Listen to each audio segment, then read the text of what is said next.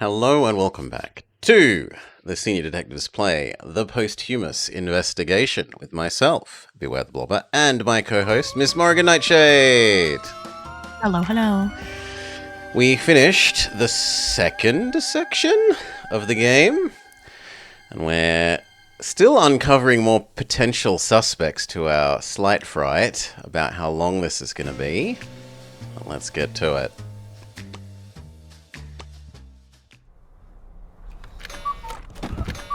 So we're stuck in a Groundhog Day time loop thing where we're trying to solve who murdered Insufferably Suave Man. Got a list of potential suspects. Pharmacist man, the mayor's wife, some guy that we haven't met who's rich, the priest, the songstress, the guy who works for the rich man that's disappeared, the sister of the dead person, some entrepreneur guy, the husband of the sister, someone that we haven't met, and the guy himself. Yeah, the Brazilian game. We just learnt that he officially was out and about in a sort of drunken stupor at part of his timeline. And we learnt of the existence of this person. So what should we do? We also learned that this was upside down, and there's someone that we haven't asked about it. There's also... I don't think we've asked her. No, we have asked her about it. You asked her, the wife, the priest, and the pharmacist. Probably her. It's probably the no, that's not her songstress. husband. Because all these people are Zone 1 people, and we got this in Zone, like, the starting area.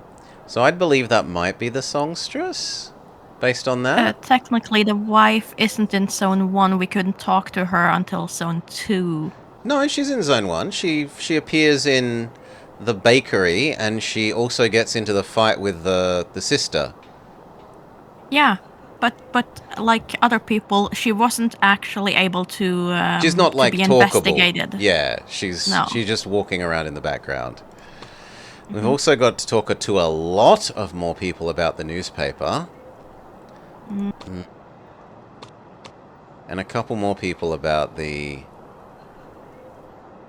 record. This could also be one of the people that we don't know about yet. Eva and... Could very well be. Quincus. Alright.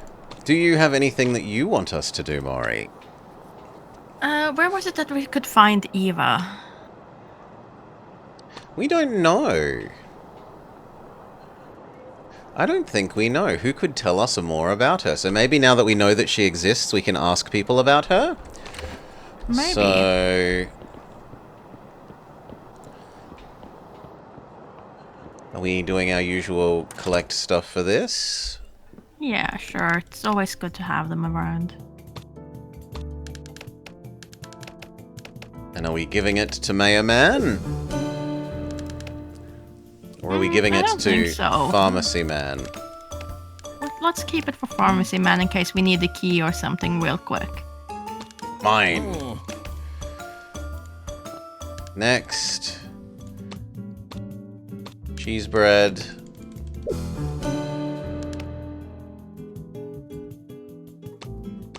Coffee. And I can't see needing to bribe little Timmy again. No. So we can leave the sandwich, little Timmy's sandwich.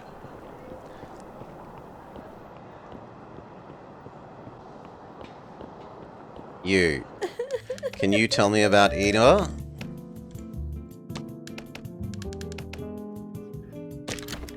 Or anything that we haven't asked you about, really?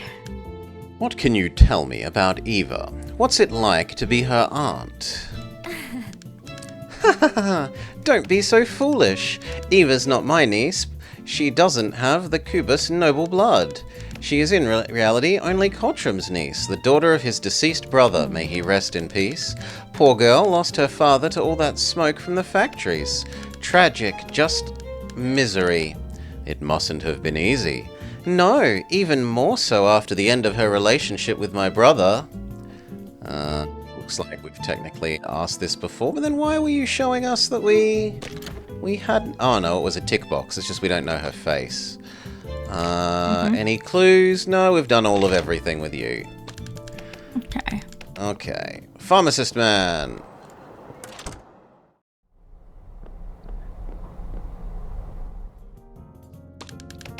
Can you tell me about Eva? No, you don't know Eva enough for us to ask, apparently. And we've asked you about all the objects. Seemingly. To the priest.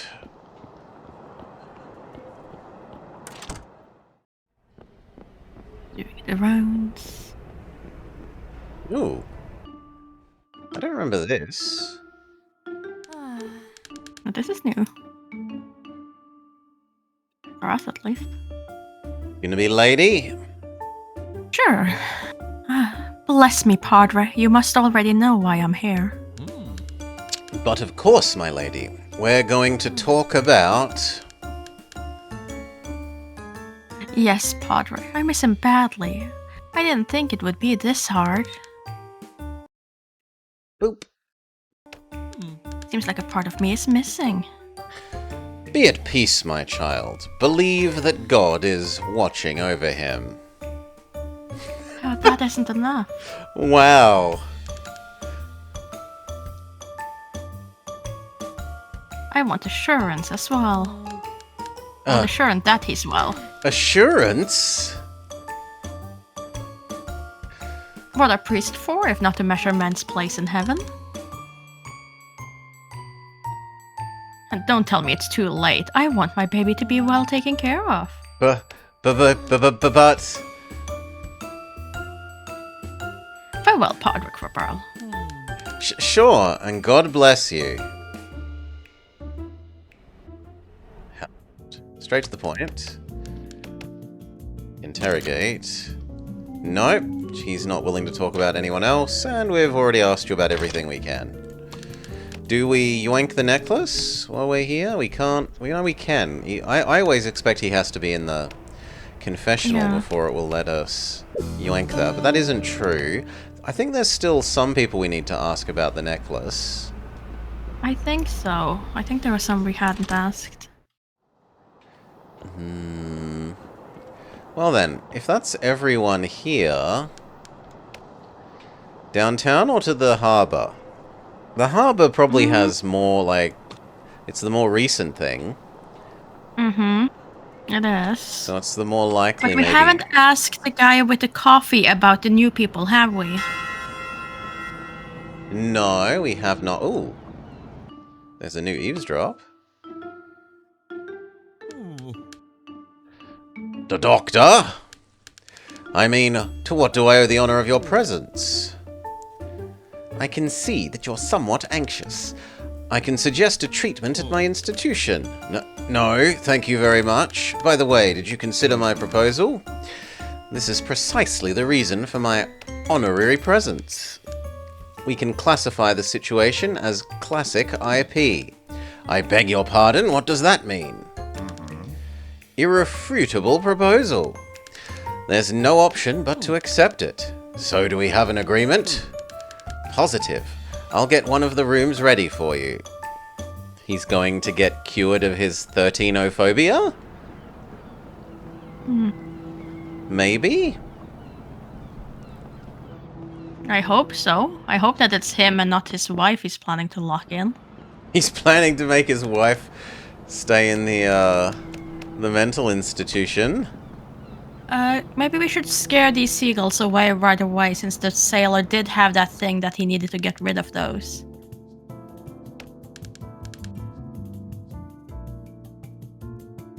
I'm in a hurry, sir. Get out of my way. I don't remember you being talkable before. These guys have their argument, which we're not particularly interested in. Yeah, but he's...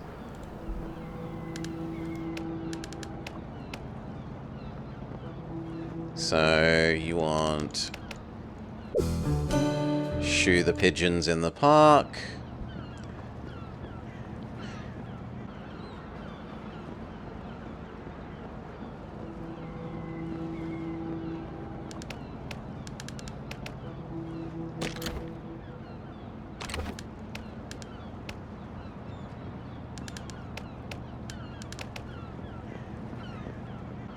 We can try the sister's husband.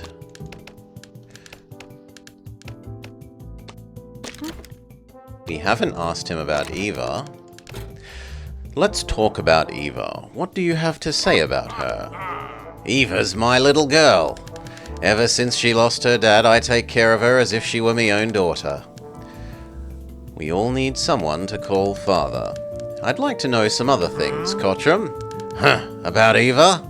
What do you want to know? Tell me more about your relationship. I don't see her so frequently. I'm very busy and she's very busy. I heard she was involved in that mess that's taking place at the industrial block. We've now got a new location? Industrial block. I'll stop by when I have the chance. I keep telling her not to get involved with the striking stuff. But does she listen to me? No. How was your relationship with Brass? The relationship had everything to end in a disaster. I had to end it before the worst. And what would that be? I convinced Brass to bow out. And he listened? It doesn't sound like him at all. Brass could be many things, but he could recognize that he wasn't a good match for someone. Okay. We have apparently asked you about everything else, and we've asked you about everything we're allowed to talk to you about. Whilst we're here, can we try the... No, we're too late to do the...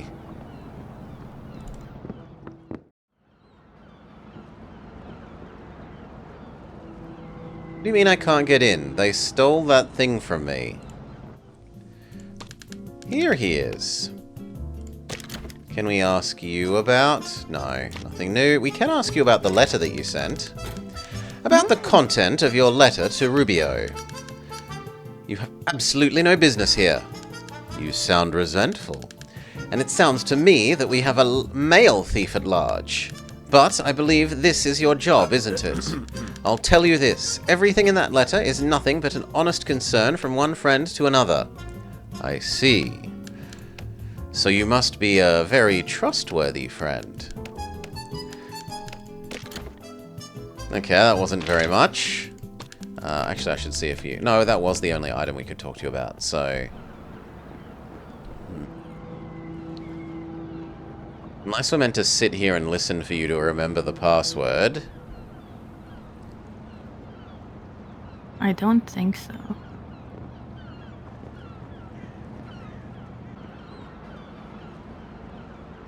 Come back here and tell him I'm a member of the fraternity.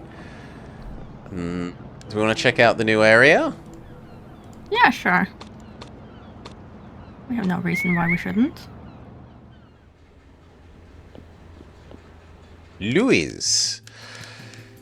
There's someone leaking our plans. Is it you? Mandel. I'm keeping an eye on you. I know who to look for. Oh no, I know who you work for. My bad. And Francisco.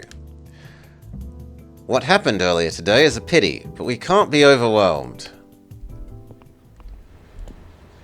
And Can we steal your tools? The kind of tools you'd expect to see here. Pliers, a hammer, screwdrivers, and a wrench. But no.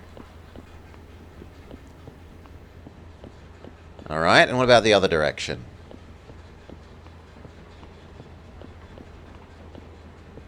Does that woman have a moustache? Woke up today... Oh no, bookie. You can be the bookie, I guess.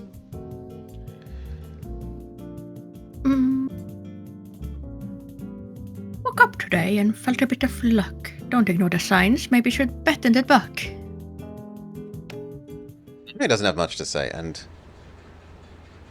No, that's meant to be the top Really of her mouth and not a moustache.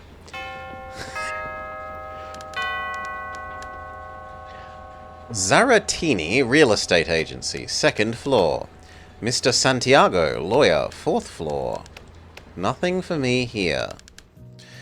Geraldo, I don't remember seeing you around here. And Cosme, down with the bourgeoisie. That seems like all there is here, which no one is particularly...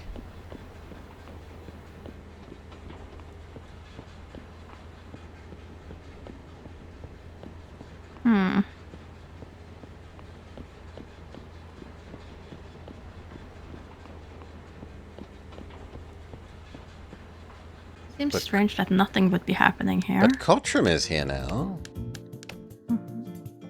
Stop bothering me. If you know what it is, I'd better not tell you, especially because you look like a cop. I reckon it's something not legal. You thought we were playing Nancy Drew? No, we haven't played any Nancy Drews for the senior detectives. So I don't know why you would think that, Rolling Ninja. It's,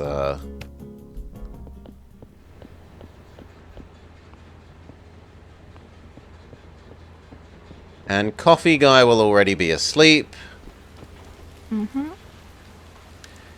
We didn't give the sister the key, so the sister won't let us into her thing. We might be able to talk to the wife.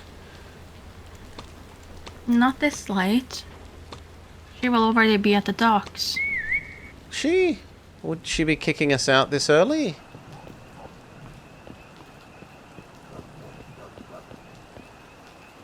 Why is he behind the trash can?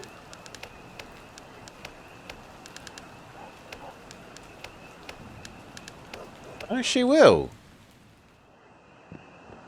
It's not too late. I didn't see the trash can person, sorry. No, it was Kipper hiding behind the trash can. Oh. And then she does kick us out immediately. Yeah. Oh, him. Because he's waiting for the husband to leave to go help her run away.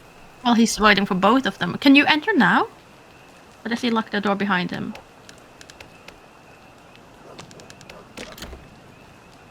We didn't grab the key from him, so we can't do it that way. Maybe we're meant to go in after he goes in and then overhear them saying something? That could be. No, but if we had the key, he doesn't go in, does he? No, I feel but like... if you click try to open again and don't click away. Yeah, it tells us the key is in the pharmacy. It reminds us. Okay. Okay. But I feel like we grabbed the key before and he then didn't do this. But maybe if we wait there with the key with him, he will just be standing outside the door and we can force him to talk. Maybe.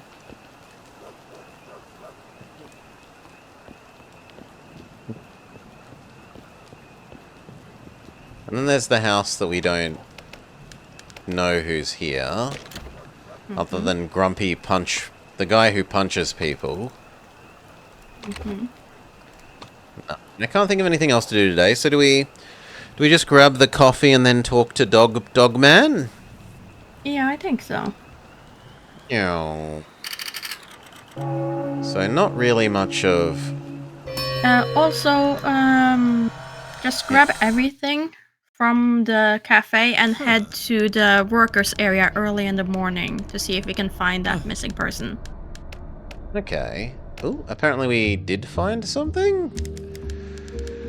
Oh, a statement from my sister, Sabina. You did investigate her, Detective. Sabina was my own flesh and blood, but one can never be too sure.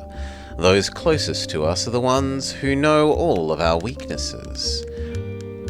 Not that I'm a man of weakness, mind you. But continue. What exactly did she say?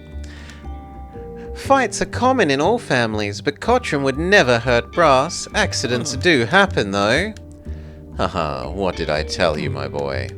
Yes, my sister and I have clashed in the past, and we've always had more than enough reasons to argue, and she's hardly an easy woman to deal with. Such things are common among siblings. You would know that if you... well, it doesn't matter. Pay attention to the subtext of her words, Detective. Cottram would never hurt Brass. Accidents happen, though. What kind of accident could she be referring to? I believe she's trying to tell us something while shielding her husband. Could Cottram have followed through on the threat I once dismissed as nothing but the bluff of a desperate man? You must continue your investigation, Detective. That brainless Cottram. Could he really do such a thing? A statement from Sabina, my dear sister, about Vigilia. Vigilia never was Sabina's favorite person. When Vigilia and I began our relationship, Sabina became insufferable, too much to bear. Still, I applauded my sister for her perspicacity. She pointed out the luggage at Vigilia's house, which certainly wasn't mere coincidence. What was it that Sabina Savage Tongue delivered? I wouldn't expect anything from Vigilia. Fleeing suits her since guilt pursues her. Could it be that my sister's insatiable appetite for gossip has, for once, managed to sink its teeth to the truth? Could Vigilia be fleeing in the face of my downfall? If things don't work out, I know who to hire next. There is some truth to Sabina's scathing accusation. I believe that Vigilia would never run without motive. What exactly could that motive be? The answer may be to do with the handkerchief. The handkerchief, which we know belongs to her, found at the crime scene. For instance, why, of all the countless locations in Rio de Janeiro, did that handkerchief turn up at the alley where my lifeless body was discovered? Question everyone. If necessary, question those you've questioned before. In this type of game, in this type of investigation, persistence, more often than not, is the only force capable of dragging the truth to light. That's a horrifying thing for the thing to say.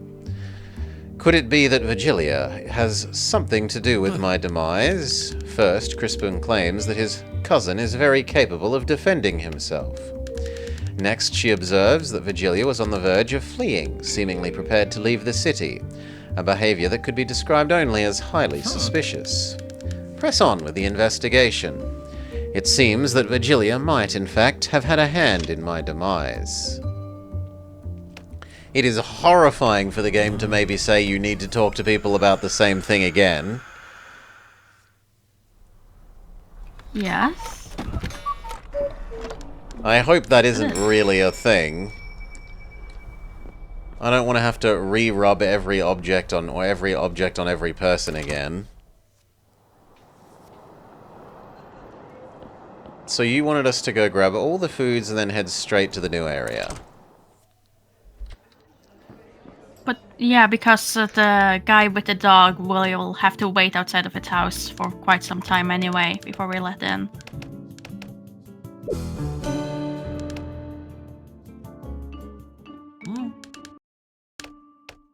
Give me the eclair. And then we say, no.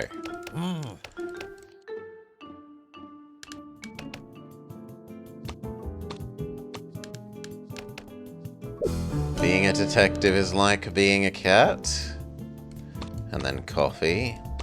You have to rub your face on everything? Yes. And finally, Little Timmy's sandwich. Okay.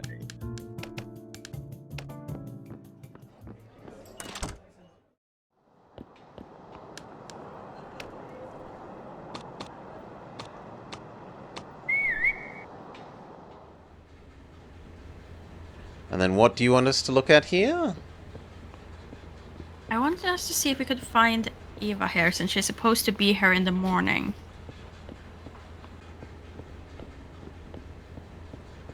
Like in that door, can you try clicking it to see if it's open now? Here's something. Is the currency Cruzeros? I didn't see. We don't actually refer to the money, aside from saying that we get the dead man's tab to cover it, which seems ridiculous to me, but it's what they've chosen to go with. Buddies, excuse me, I'd like to go through. Oh, really? Well, dream on. We're in the midst of a serious strike, young man. We, the workers, do not have time to waste on a stuffed shirt like you. Stuffed shirt? Me? The overcoat, the hat? You think you can fool me? You've never worked a single day in your life. In fact, I think I've worked the same day several times. I don't get it. I really am not your enemy. I need to be let through. What do I need to say in order for that to happen? Say nothing, you stuffed shirt. If you really want our help, do something useful. Our cause needs actions, not words. And what could I do? I know. If you really want to show us you're on our side, attack Lobo's campaign against us.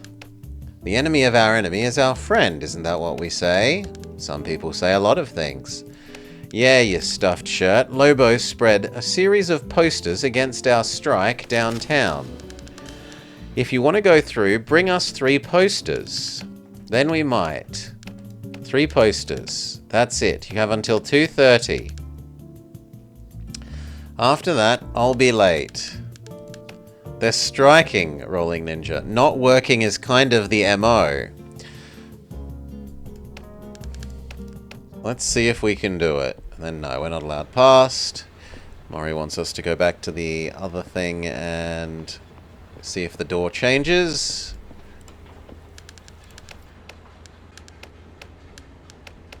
No. So I think we want to go downtown and fetch those posters. Yeah.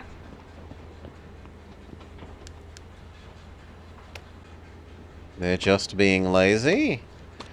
Maybe they're striking for better working conditions and something meaningful. Okay, there's one. Who put this here? Take it. We have successfully yoinked a poster. I feel like one was over by the... Yeah. There was one in the alley. An ad against the strike. I wonder who put this here. You think the last one is in the alley? I think so. Okay. We have... How are we getting in? Are we using the eclair or are we using the cheese bread? Cheese bread is faster. Cheese bread it is. Bribe the policeman with cheese bread.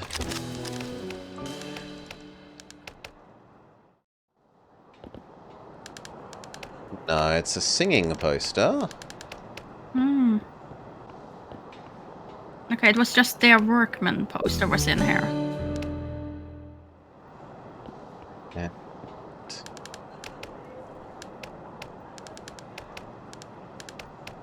No.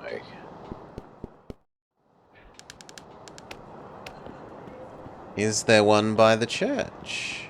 Yes.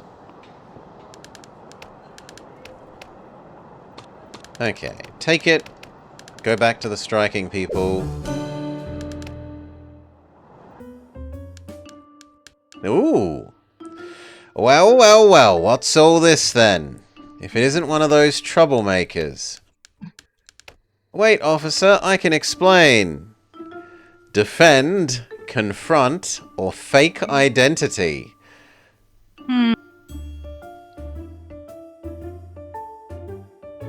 Fake identity? That's what I'm most curious about what's gonna be the options for. I'm just following orders from upstairs. The boss said there was an issue with the printing. We have to change all the posters. Issue? What issue?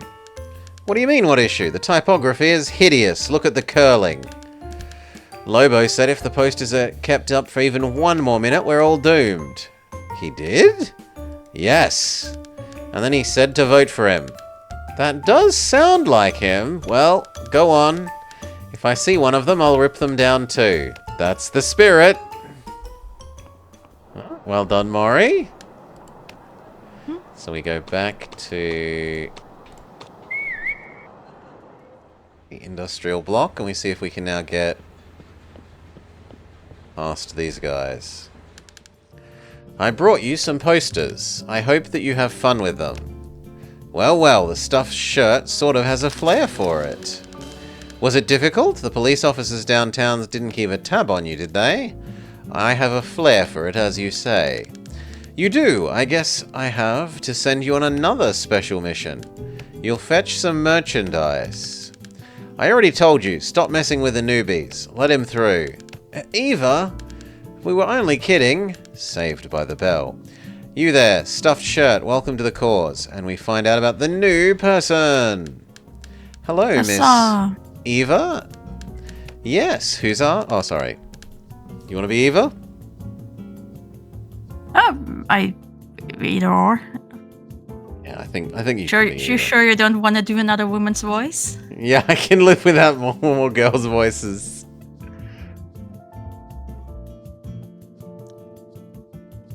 Ah, the newest member of the strike group. Welcome. I apologize for my men's lack of delicacy. We need to take precautions, if you know what I mean. Forewarned is forearmed. There's no need to apologize. There is, after all, a good reason for my determination. I'm investigating the death of Brass Cuirass. Oh, so you're a policeman, a cop, a pig. A dirty tool in the hands of the greedy and the privileged. No, I'm a private investigator, an agent of justice. I want to uncover the truth and set a wrong right. You surely don't look like a policeman. You don't have that hate in your eyes. Ay, ay, ay. Also, my sources know practically every cop in the city, and you're not on any of their lists. I'll trust you, for now. I appreciate it, Miss Eva. Let's go to it then. What do you want to know? The cause awaits for no one. Tell me more about yourself.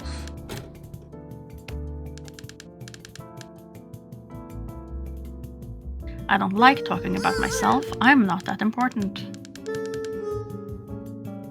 What really matters is the cause, the working class, the oppressed workers, the fight for the weak against the rich and the exploiters. The industrial bloc is being dismantled by real estate speculators, backed by landlords. Yes, of course, but where are you in all of this? What made you take an interest in the cause of the working class? Does Brass have something to do with it? Brass? Anyone who wants a good night's sleep should be involved with the movement. And if Brass had something to do with it, why would it matter to you? How far are you willing to go? Have you ever had a mission you'd stop at nothing to complete? A purpose so tied to your very existence that it consumes you? Maybe you don't even know why you're doing it, but you know above all else you must see it through. Have you ever felt that? Maybe I do. If you understand what I'm talking about, then you know how far we are prepared to go. As far as it takes, as many times as it takes. What are you up against exactly? We stand against anyone who puts their own interest above the needs of the common man, against those who see Rio de Janeiro as nothing more than the carcass of a dead stag lying open and waiting to be gutted by their cursed fangs. Would you say that Brass belongs to that group? Ross is not an issue anymore. He's not an issue to anyone. So I think asking her about her father figure is probably the next most logical. Miss Cottram, Miss Eva, could you speak to me about the man? Cottram is my uncle. He's a man of the people, like I am a woman of the people. I like him besides his rude manners. He does seem a little violent, perhaps. The police are violent. The ruling class is violent, pressing their heavy paws on the people's neck. My uncle is a simple man who's had his share of misunderstanding like anyone else. Speaking about misunderstandings, do you perhaps think that Cottram might have murdered Brass? What? What are you accusing my uncle of? How dare you say something like that right to my face? About his, simplicity, what sort of problems has it caused? Common people issue. Issues with money. He's got a strong grip. You'd think hands like that could hold on to money, but that's not the case. He's always jumping from one debt to another. Which might tie with him being interested in the bookie? Could be. What do you have to say about Lobo Neves? I'm willing to bet that you know a lot.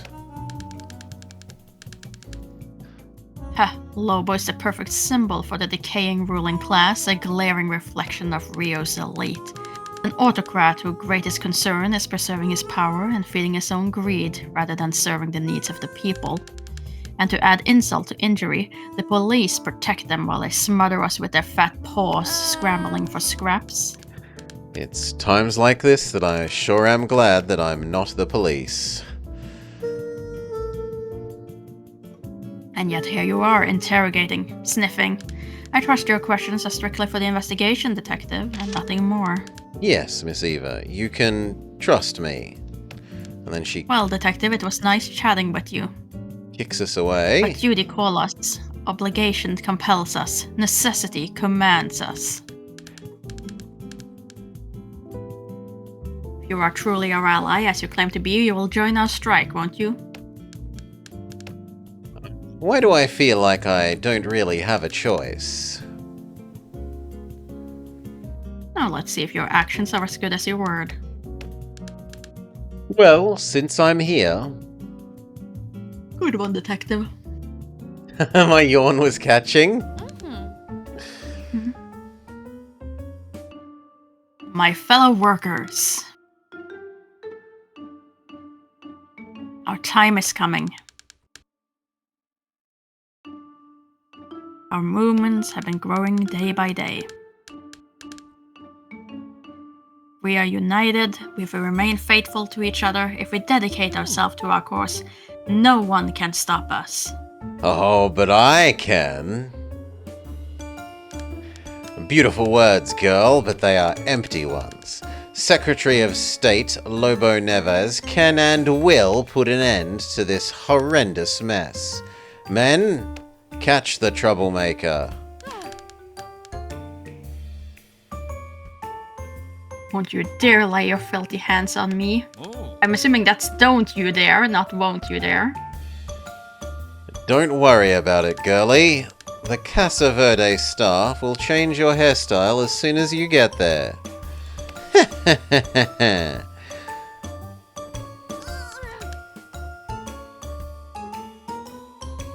Damn, no, let go of me.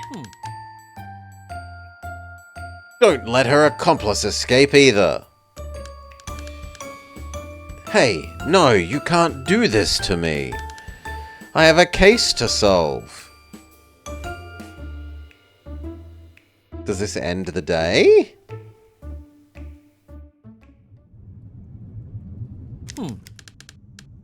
Oh, it takes us to a We're new... the patient. Well, she was the one that he was making accommodations for, not himself. He isn't getting treatment. Okay. Enjoying your accommodations? Let me introduce myself. Lobo Neves, Secretary of State. And you must be the detectives hired by Brass, right? I don't think it's that kind of game, Ninja. It resets us on the day again. I don't think there would be a game over condition. Right. Look, Brass and I had a few bones to pick. I can say that we were great rivals. Rivals? Certainly. Brass and I were very fond of contention, in a friendly way, of course, in horse riding, chess, politics. Even my wife was courted by Brass once upon a time. Unlucky Brass was always the runner-up, though. Also, when it came to Virgilia, well... Anyway, I'll make things easy for you, Detective. It was Eva. She is responsible for his death. That's a very serious accusation, Secretary. It's the absolute truth, I tell you, and we won't be able to run away from the facts. I am not really in a position to run away from anything at the moment. You may have heard of the Buzz, that outrageous newspaper that destroyed his reputation when he was trying to use it to attack his opponents. It turns out that even a broken clock is right twice a day, and he was right when he published its 3rd edition, in which he showed the true side of Eva's nature. A heartbroken agitator, the Buzz issue 3. Brass has chosen Eva as the target of his harsh words against the strike. Our days of peace and quiet are being threatened. Behold, reader, the destitute are revolting, and you won't believe their reasons. They want a wage floor and 8-hour shifts. Tell me, couldn't they just work on a full belly?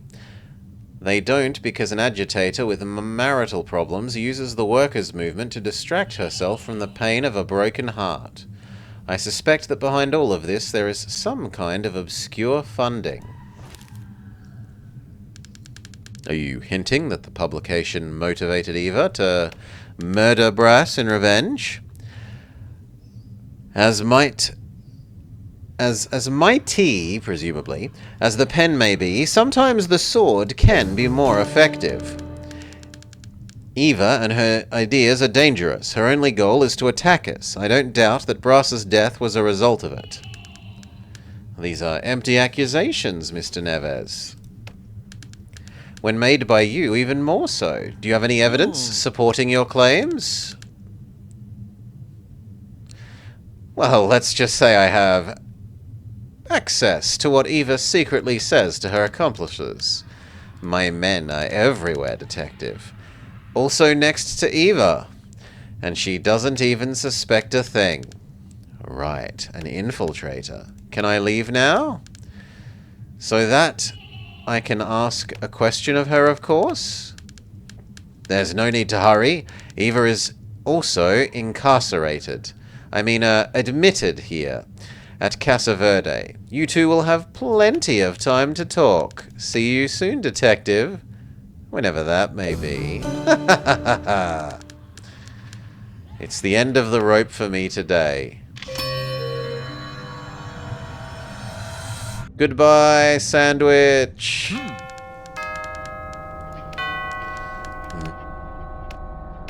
We do have some new evidence for you, Mr. Man. So it is a day over maybe, but I don't think there is a game over. You have information on Eva. Wait, that's not possible. You were at the strike, and you managed to be hospitalized? I mean... Alright. I hate that place, and you were visited by none other than Lobo Neves. Of course, the strike and consequently Eva's #1 enemy.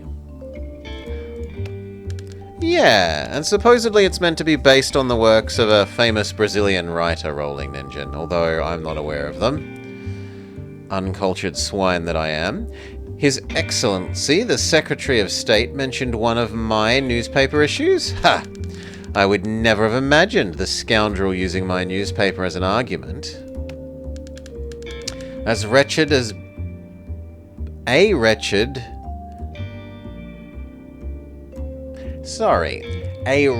as busy as Lobo, wasting his time with an anonymous agitator. What did he tell you? Eva and all her ideas are dangerous. Her only goal is to attack us. I don't doubt that Brass's death was a result of this. Eva, the one who caused my demise? And what sense does this statement actually make? My critique is based on facts. However, she could have misrepresented it as a provocation. Although I'd never do something like that, now would I? Could the venomous Lobo be telling the truth? Could Eva want me dead for revenge? Very well, Detective. Investigate her. Time alone will tell us what we'll uncover. We have nothing to lose if we confirm that the heartbroken agitator is nothing but that instead of a cold-blooded killer. Okay.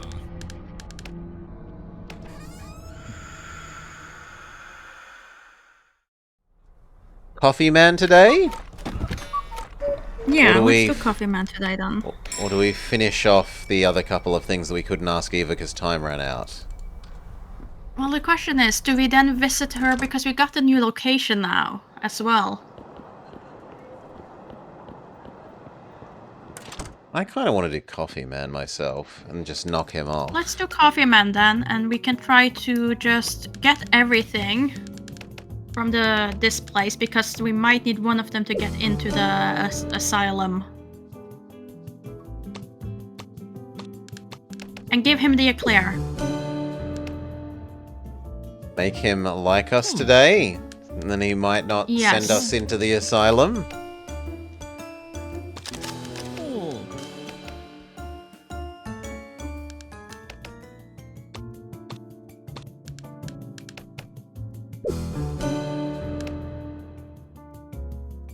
Yeah, the only Romance language writing I'm familiar with is Cervantes, Don Quixote, which I really like, but sadly not this, the famous writer upon who this is supposedly based. Ooh? Oh, I thought these guys were having an eavesdroppable thing. So,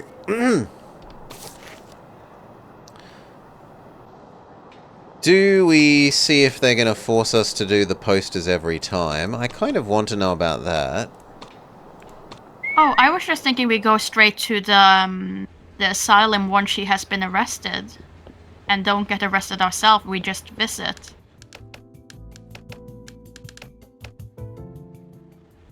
Okay, they let us through without needing... Okay, in that way, okay, great. Okay, we can just talk to her, normally. Finish Eva.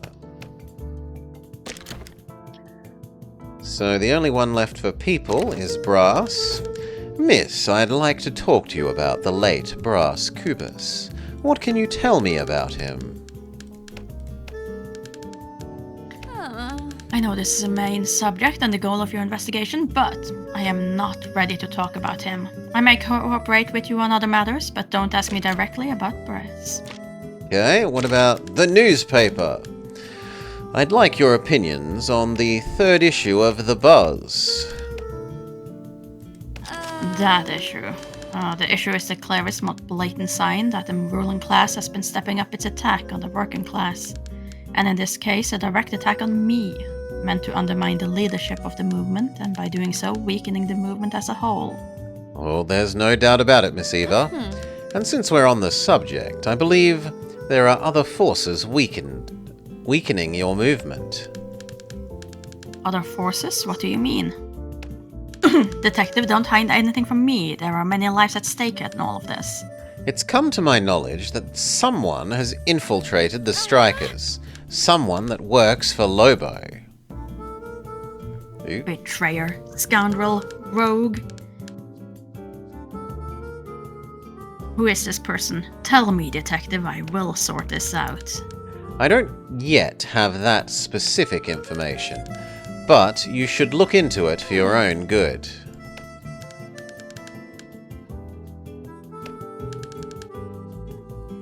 Detective, you must be good at uncovering such things. How about you uncover who this informant is? But I have an investigation to carry on, lady. I can't promise anything. Oh, you don't have to promise anything, but I bet it would aid you greatly in your own investigation. After all, you're considering me a suspect. Wouldn't it make sense for you to dig deeper into the fight? Oh, okay. Sorry. We'll see. Who could be the agent working for Lobo? There we go. Fight of... The city's working class to find the truth. Good. Even if that is... Oh no, that's you again. Yeah, you just had a we shall see that you apparently did. Good. Even if that's not your goal, uncovering the identity of this traitor would be a great show on dedication to the cause. I've done things like that myself, planted an informant into the fraternity. But it's been some time since he's made contact. Well, perhaps something happened to him. Maybe. It's a very thankless job, that of an informant detective. To gain access to the fraternity, he needed to wear the freshman hat.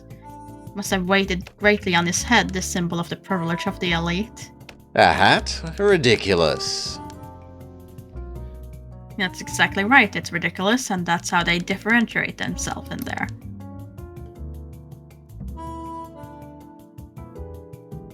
The fresh one must look ridiculous to belittle themselves before their elders. The same old game of power. We asked our informant to hide this hat inside the trash can that is near the fraternity headquarters. It might be there still. A trash can. Maybe at the fraternity I could find out something about the person planted at the strike. I'm investigating the existence of the infiltrator inside your movement. I'll be back when I have more information about their identity. I'll be waiting for you. I hope you uncover it in time. Ooh, it doesn't ticket. Okay, so we can presumably only do that once we've actually... And we already did this. I don't know why it's the same thing. Maybe because we haven't done the others. We haven't done the first issue. Oh, okay, so this is the first one, not the third. Okay. Yeah. So you're skipping. Yeah, no, we can scroll up. It's lovely that there's a scroll. Miss Eva, are you familiar with the contents of the first issue of the newspaper, The Buzz? What do you have to say about it? Listen, we may just be workers, but we're well informed. I know very well what's in that issue. It's the one that says that damned Lobo is afraid of the number 13. And would you be able to... Hey, you know what? You just gave me an idea. What if we create a manifest titled The 13 Demands, a summary of changes and demands of the working class? I bet Lobo would tremble head to toe, or better yet, from paw to snoot. I didn't. Thank you for your services to the cause, wasn't detective. my intention. Okay, and we can ask her about nothing else. Will that be all? Can we give her anything? Show her items. I don't think it did, but... We not joining? I guess we're not joining. Oh. Because we want to go use our new info. And this explains why there were 3 people, like, with names Miguel and whatever they were. We've presumably just gotten the information we need to get access to the inside of the old men's club.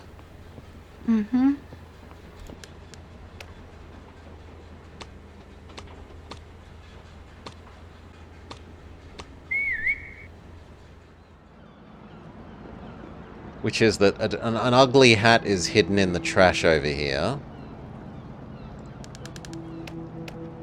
This is the last time I scavenge garbage. I hope wearing this ridiculous hat will pay off.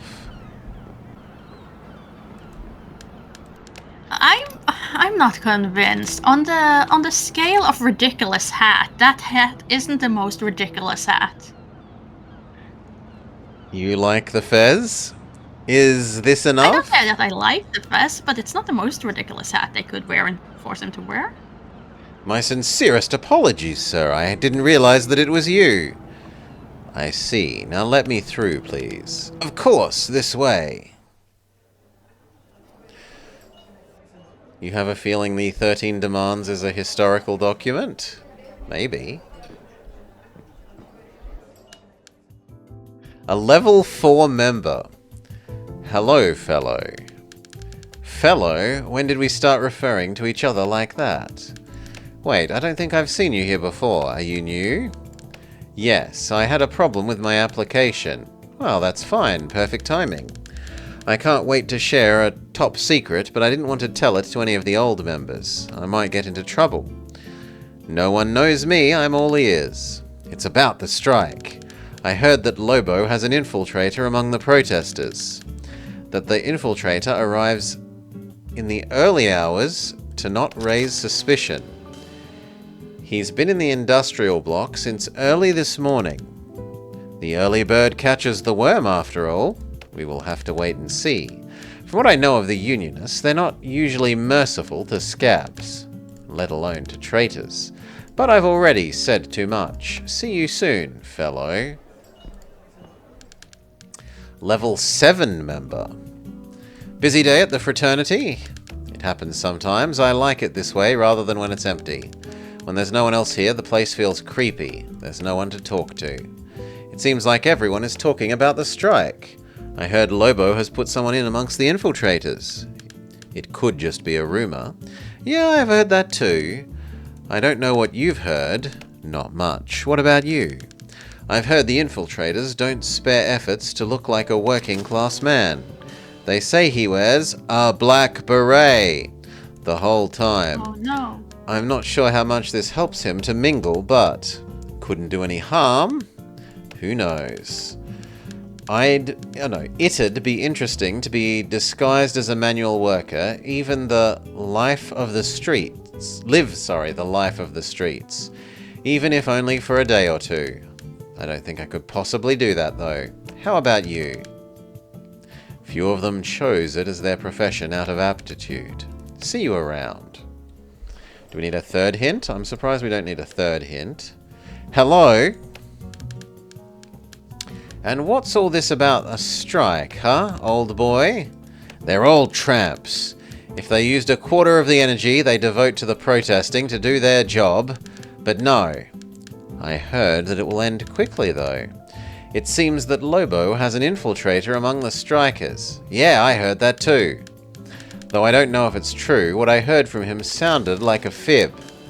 They said that the infiltrated striker has a scar. Doesn't it look like the kind of vague detail that's typical of a lie?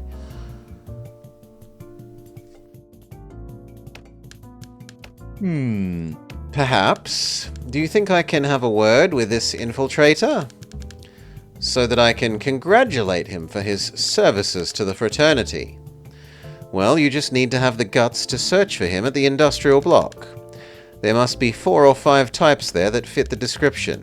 I think the morale of those troublemakers will be low after Lobo Nevers' incredible plan is set into motion. And then Angerman. Detective, excuse me. Would you mind us... Oh, sorry, wrong one. Excuse me, sir. Would you mind answering a few questions? I'd help if I ever thought I could, lad, but we're all damned. Oh, he doesn't have much to say. That's slightly sad. Okay, so we've talked to everyone? We've talked to everyone. Coffee man? If we're quick, we might get there before he heads out to... Yep.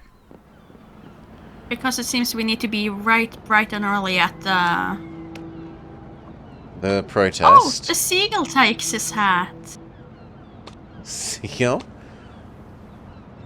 Yeah, the guy who we met at the bar first and who can't find his hat to get back inside. There was just a seagull that flew off with his hat.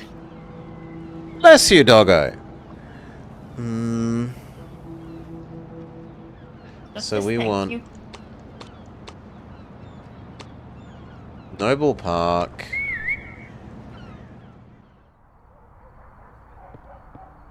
Yeah.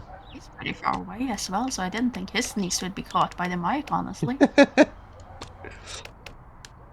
It was a powerful sneeze. Wait, no one's answering?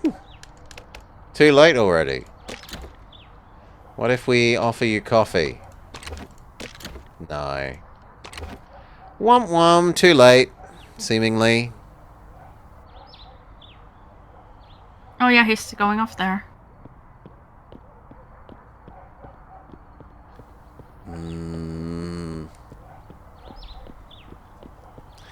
Well, is there anything else to be done then? If you go and talk to the wife. Because we have new people that we should talk to her about. Does she know the Eva? No, she hasn't finished coming back home yet. We can speed up till she comes home.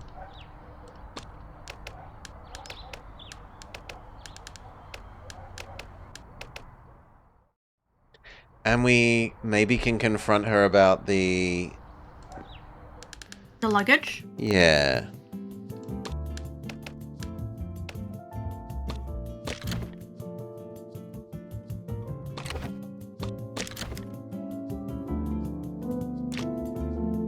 Yes, the luggage is confrontable. Oh, good. Are you planning on a vacation, Ms. Neves?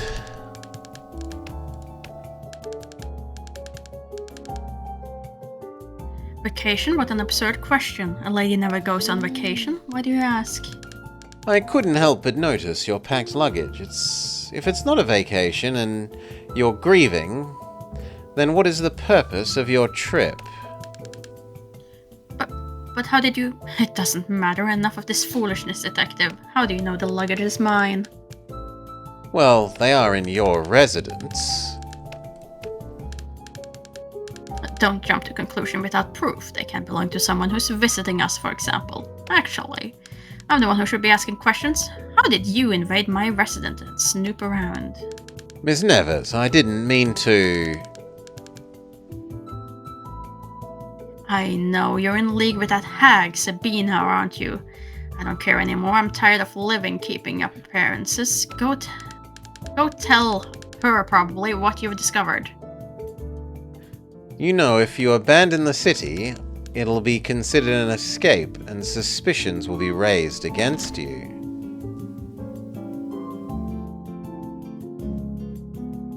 Whatever, let them think whatever they want about me.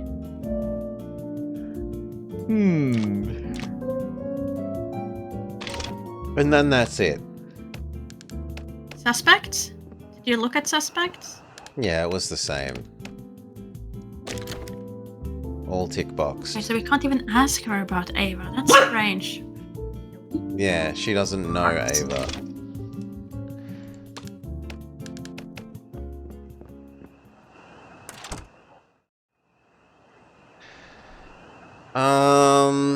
We could see if anything happens downtown very late at night.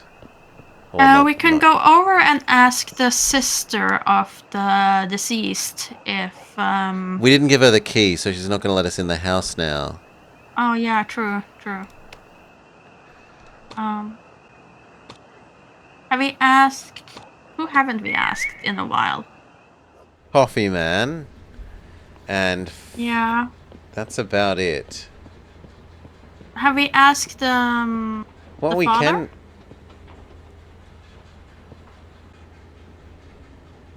Not for a bit. We could pay attention to who has the correct hat. Like, he has the correct hat. Yeah, but there might be people who are here now who aren't there in the morning and vice versa. That seems unlikely to me. Yeah, they might move around, but even then I don't think they'd even move around. So 3 out of the 4 of them have a hat. And the other thing was that they arrive early. Mm-hmm. And then we weren't allowed to know anything else.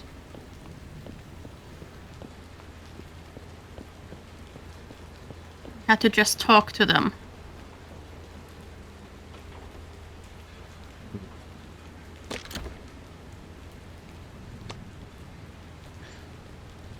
Still apparently are meant to give her the key again. For some reason.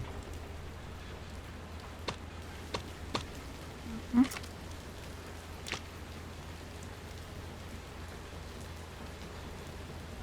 That's a lot of what did the suspect at the industrial block say. 1, 2, 3, 4, 5. Maybe we're meant to talk to them again now that they're suspected of being a fake... Yeah, but I don't think until the morning. A fake member? No, we can. There's something suspicious about you. Come on, tell me the truth. You're the infiltrator, aren't you? Huh? Don't you feel remorse? Eva was counting on you. Oh, ha. Right. Do you think this ridiculous intimidation will work on me? Did Cosme send you over here? Always carrying on about intrigue? That man came out of nowhere and always accuses others of something that they haven't done. Cosme, I'm not certain I should believe you. If you like, I need to question the other side. Okay, so no, it looks like it doesn't give us anything meaningful. Hmm? Then, do you have anything else you would like to do, Maury? Just go into town and see if we can talk to the father. Town or the harbour? No, he's at the. Oh, he should be He's in waiting downtown. He should be waiting He's outside in the the church house. still. This late at night, isn't he waiting outside the... Oh, you I mean don't the think I've ever seen priest? You mean the Yeah. priest? Okay. I thought you meant the guy that's the husband of the sister that's acting as the father to Eva. My bad. No, not the worker. Okay. See if... Yeah. Priest man.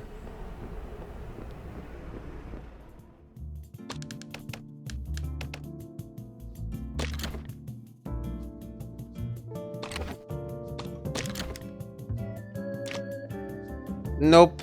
Nothing new. Oh, darn it.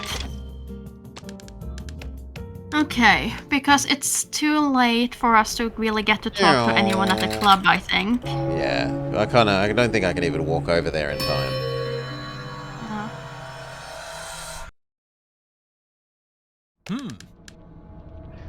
Okay, so straight to the workers and we'll do our investigations.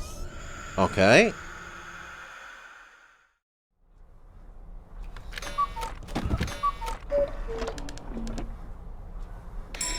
Meow. Sorry, little Timmy.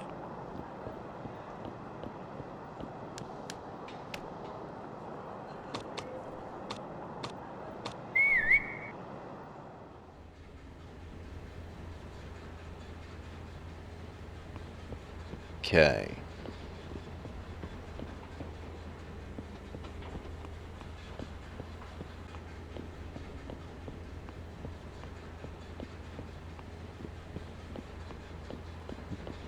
None of them have arrived early yet?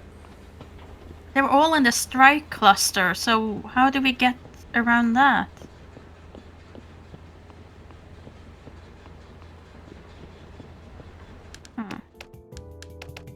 If we talk to them, then nothing happens except you can go through and talk to Eva more. Can we yoink the toolbox stuff? Maybe if we talk to No. talk to her and give her the clues. Yeah, maybe. Maybe the clues are now something that we can actually... Guess we could talk to her about that several times. I'm investigating the existence of an infiltrator inside your movement. I'll be back when I have all the... No. Same as before. Oh, darn it.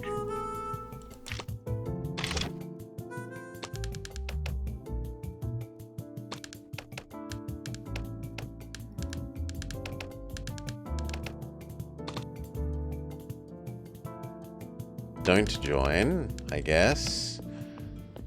Oh. So... I don't like when these things happen, when the game specifically tells you be there in the morning and then apparently that's not right.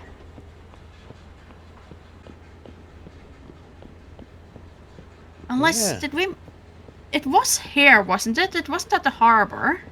No, it was here. There's normally the 4 guys... standing around here. See, here's the first one. Hatless McGee here. And thank you, Stephanos.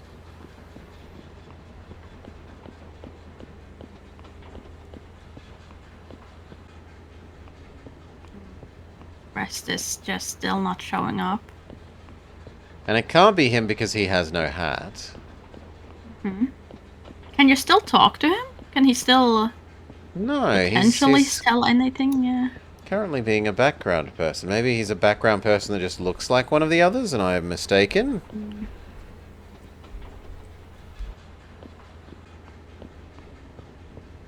Or maybe they only appear if we say yes to joining the strike?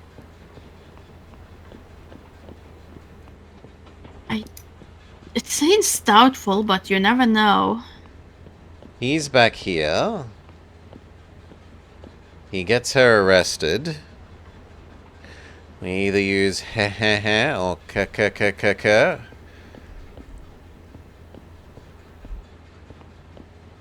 This should then make the workers just spread out. But at this point, it's 4 p.m. That is not matched with go there early in the morning. Doesn't. There's Geraldo now. There's Cosme. So, you were here earlier. Just try talking to them. I'm searching for an infiltrator in the movement. What do you have to say? I'm not a role model. I even had a hard time waking up in the morning. But selling myself to the enemy? Never. If you're looking for a snitch, find someone else. I won't accuse my fellows. So you weren't here in the morning? No, I wasn't. I needed to be more like Louis, who's always present and on time. I need to question the other suspects. Excuse me, could I get you to answer some questions? Feel free to do that, buddy. What do you have to say about being infiltrated? An infiltrator? Yes, I've heard that unlike you, he wears a black beret. Do you know who they could be? If you're looking for a traitor, talk to Geraldo. I've always suspected him. He doesn't speak our language, you know. Thank you for sharing your information. I need to go question the other suspects.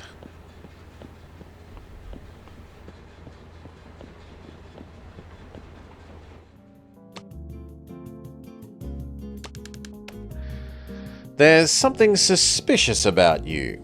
Come on, tell me the truth. You're the infiltrator, aren't you? What? No, this is just the same.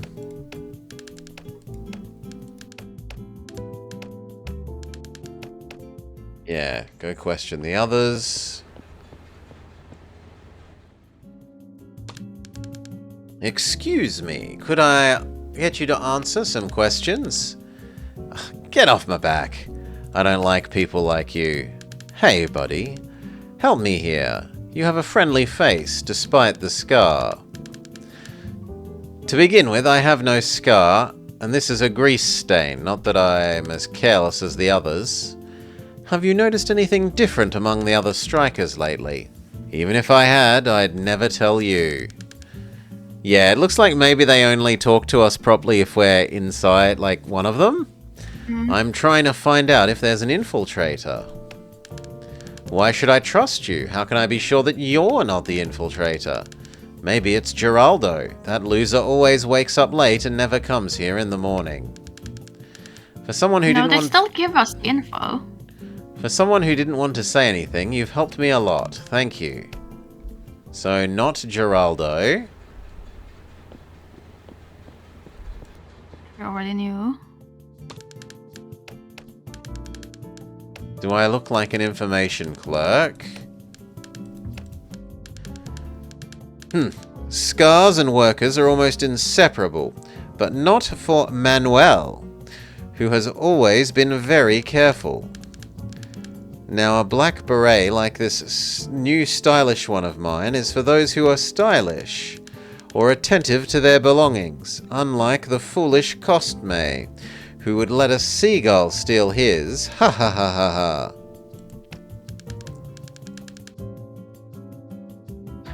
I already have all the information, now all I need to do is go see Eva and reveal their identity.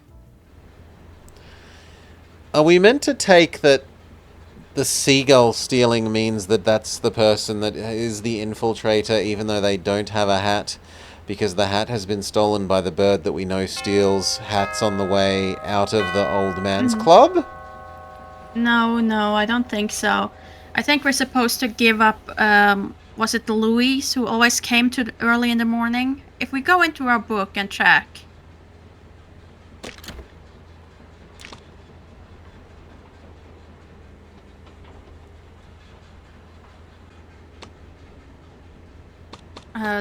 It's not this one, Yeah. it's the one below.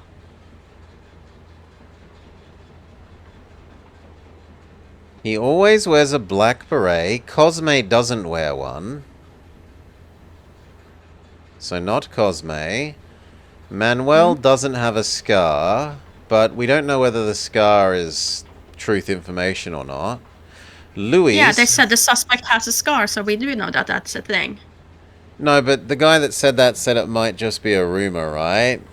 Like, he's not sure about... Yeah, but let's assume that it's true, because that's... Seems the more reasonable course. Louis says Cosme always accuses others of doing things they didn't do. And Geraldo confirms he wasn't here this morning and compliments Louis for his behavior. Francisco is debuting his black beret and says Cosme has lost his. So that means that Cosme does have a hat. Cosme always accuses others of doing what they haven't done. It's not Geraldo. But there's nothing there that says... The only one that says here that they're early is Louis. Or well, it's being claimed that they were there early. Yeah. So you want us to go talk to her about Louis, but she's Can already... I just see Louis once more? Yeah, we have to wait until the next day, but I just want to see if Louis actually has a scar. Not that I see. Not the visible one. What was it that he said again? He just says, you can't intimidate me into being, like, admitting that I am the informant if I am. Okay, Cosme sent you over here. Okay, so he's blaming Cosme again.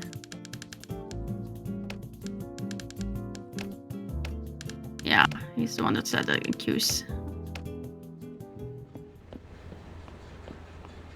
Oh, Okay. Here is him though, and there might be new... Nope, not allowed to talk to you.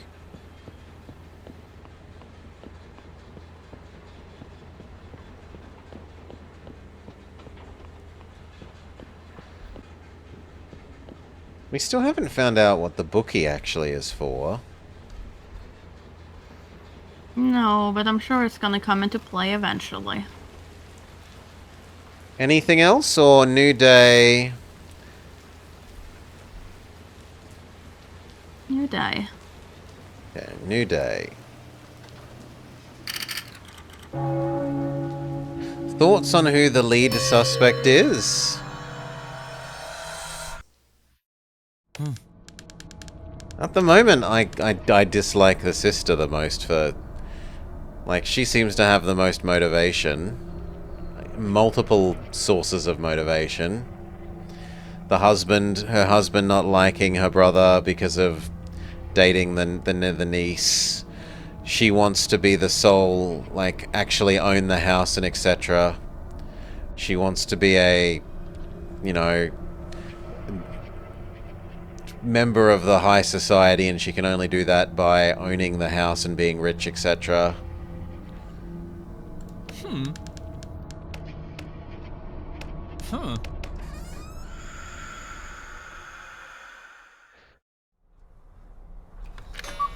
What about you, Maury? Who do you think is the most likely suspect? Or do you think it's a coffee man with his sleepwalking?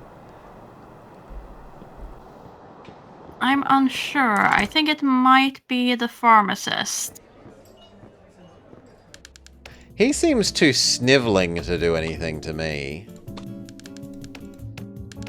No. He could definitely have poisoned him. He could have poisoned his drink, because that's the last thing we know, is that it was something with his drink.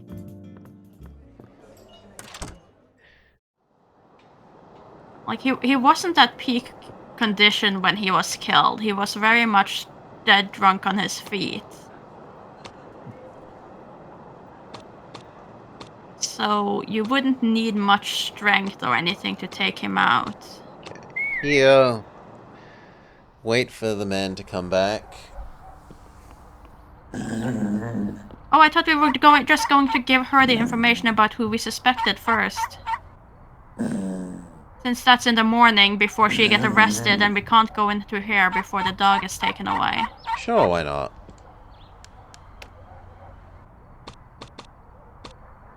Because I think if we talk to him, she is already taken away by that point. Let me through.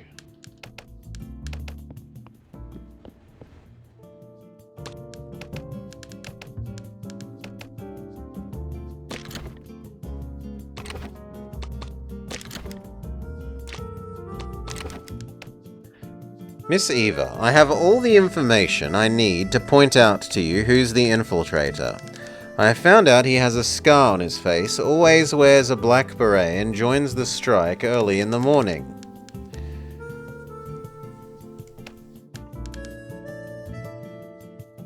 You're just giving me a general description of every striker in here.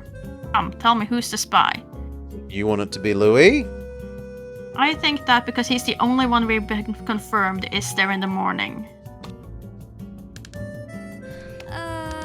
Impossible.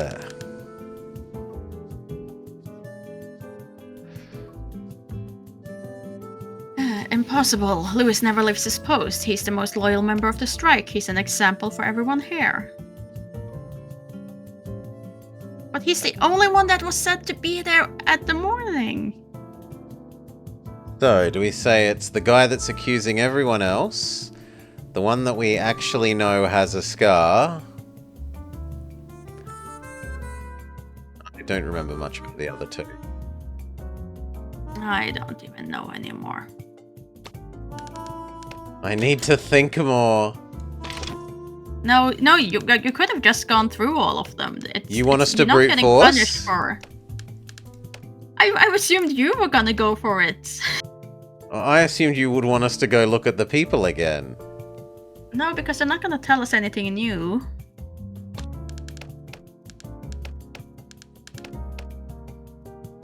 Just annoys me. Joining the strike fast forwards till the arrest time.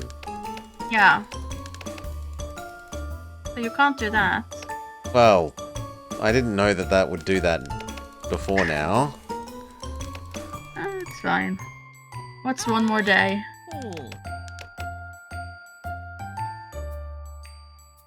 And we haven't given him the eclair today, so he has no reason to have mixed feelings about us. Nope.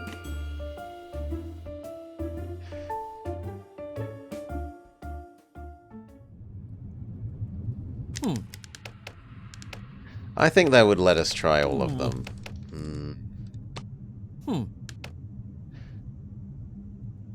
This is new, though. So, look, Brass. Brass and I had a few bones to pick. I can say that we were great rivals, so I've heard. I'll make things easy on you and detect. No, that's the same. Even though it said we haven't clicked that before.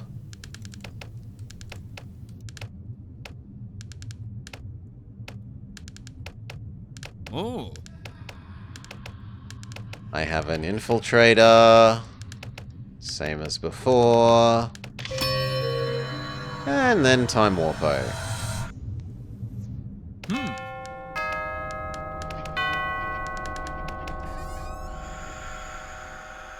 Okay. Coffee Man for me. I'm not letting anything distract from Coffee Man. Very well. Fine. Get it done. Sick of picking up the coffee every day to not use it. Fair enough. You don't need that to talk to him, though.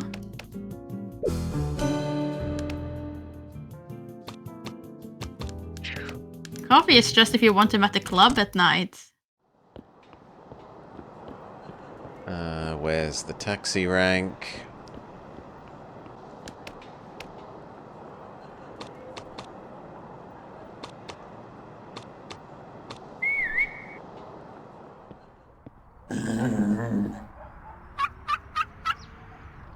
Okay.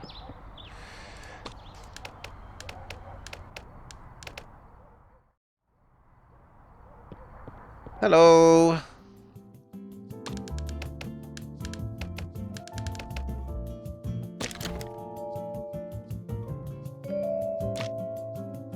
Nope, there's nothing new we're able to talk to him about. Ah. Can't ask you about the new lady. Okay.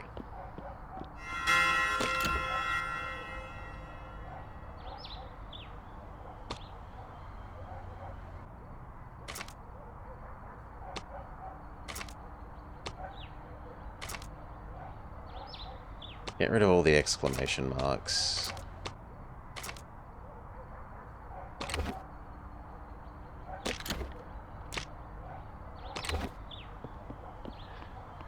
Alright. That didn't give me anything big sad.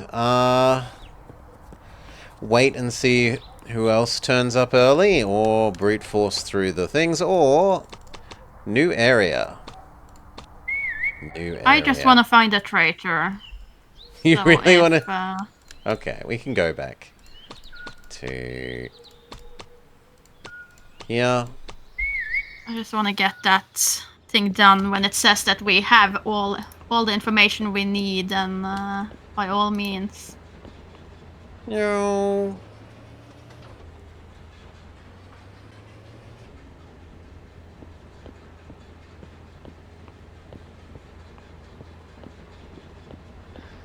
They're all Brazilian, so they're all suspicious. But we're too late now. She's already been arrested. So there was... Well, I thought you wanted to, like, look at the people again. Like, no, this guy that has has a no scar. point. And it has a hat. 0 point in looking at them. Because apparently what Francesco. the information we get is irrelevant anyway.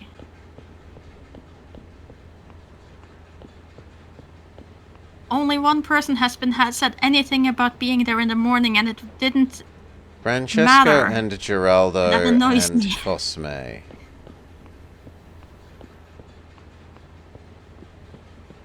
Francesco, Geraldo, Cosme.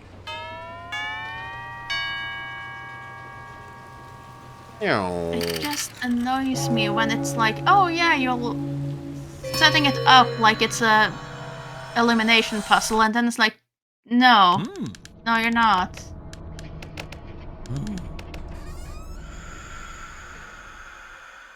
Well, it was one of the first ones there.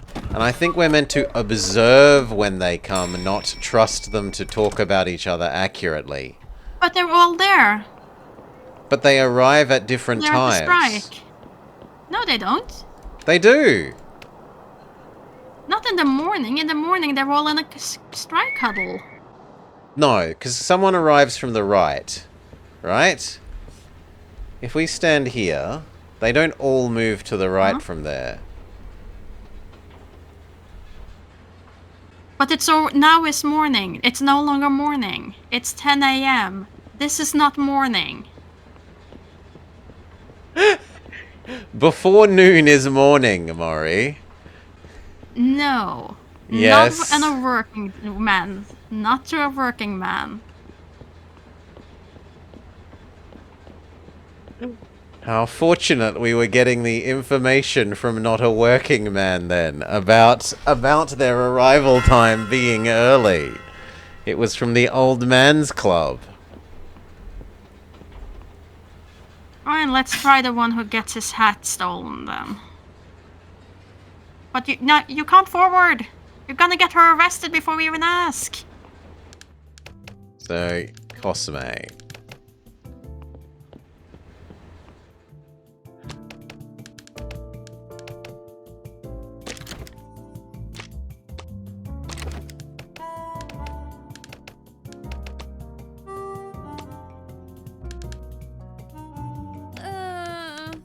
Cosme?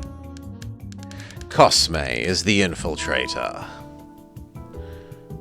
Cosme? He's been truly acting a bit suspicious lately. He's been accusing others of doing things that they didn't do, and he's absent during the day. Something. Louis, bring Cosme over here. I need to talk to him.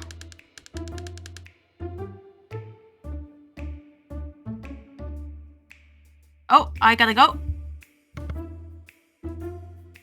He's given up his duties, but our network of contacts will bring him over here real quick. We assume there is a bit of a doggo emergency. Cosme, how disappointing. Are you backstabbing your fellow workers? Working for Lobo as an infiltrator? Me? This is nonsense. End this sham immediately. Tell me the truth or I'll tell the others that you're a traitor. Take this chance, Cosme. I bet your comrades won't be so forgiving. Gulp? Fine, I confess. But don't tell anyone else. I don't fear what they may do to me, but rather the fact that they may not see me in the same way. I no longer see you in the same way, but I won't say a word. I do, however, need you to tell me everything. What information have you shared with Sheriff Lobo? I told Lobo where you would be at every moment of the day. This is how Lobo plans his actions. Today he intends to take you to Casa Verde and restrain you there. I didn't want this to happen to you. If I didn't need the money so much, well, I'm sorry, Miss Eva. Don't try to soothe your conscience by giving excuses. What else is Lobo planning to do? Lobo had also asked me to find out who is providing financial support to the workers. He suspects that Miss Eva is receiving money from a rich patron, but no one knows who it is. I haven't found out this information yet. It seems like a supernatural being. As someone stuck in a situation that is also supernatural, I believe you. Don't be silly. There's nothing supernatural about it. Listen, Cosme. I won't tell the others, but only out of consideration for your family. Now on, you will be in charge of removing the posters and will take the risks of this role. Don't think I won't be keeping an eye on you. Don't mess up again or there'll be consequences. Yes, Miss Eva. I won't disappoint you. Thank you. It seems like your organization is in danger, especially if Lobo finds out the identity of your sponsor. Ha! That will never happen. I did suspect his behavior when I sent the messenger to our sponsor, but since they're discreet, I have no concerns. Where is this discreet person? You must be very naive to think that I'd give up the information that exposes one of our own just like that. Well, what do you have to lose? After all, I'm giving you valuable information. You're working for the enemy of our cause. What do I have to lose? So much. If you had followed our messenger, you might have found the place. But it's too late for you. I sent him earlier, and he is already where he needs to be. If only you could travel back in time, you would find that address. So forget it. I do wish traveling back in time was possible. But she doesn't say from where she sends them. That's not useful. Is it possible that Brass is the sponsor? Don't be foolish. A bit too on the nose? My sponsor is the opposite of men. Like that mister, and the pool of leeches to which he belongs. The opposite of men? The sponsor is a woman? Of course she's a woman. Why are you surprised? No, Miss Eva. By no means am I surprised. Don't even try to explain yourself. That's exactly what you expect from all of you. I'll have you know she's doing all she can to aid us and help bring you all down. She's very brave, sponsoring our cause. She's putting herself at great risk.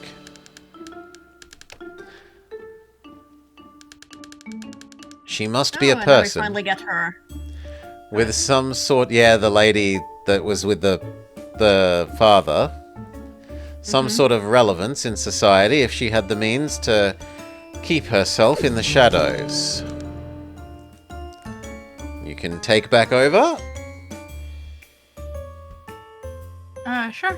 Support us anonymously to protect herself against elite bigots like Brass. Very clever of her, whomever she may be. So she told us that we need to follow. She also has a like informant person, and that we need to follow this person. But we couldn't possibly because she's already sent him out. We'd need to follow him earlier in the day. Ha ha ha ha ha! You couldn't possibly do that now. See.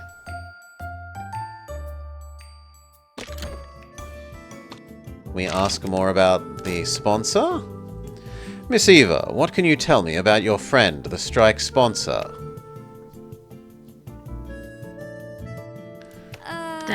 They're very important to me. We're friends. A person in my position has to be careful about their friendships. Are you two close? You could say so. And yet, sometimes I get the feeling they're hiding something from me.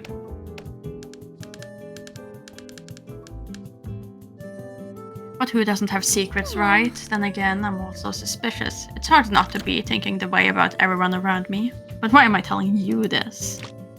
Okay, and then we're all done.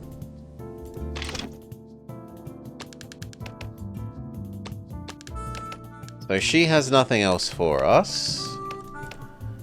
Are we going to get arrested and end the day? No.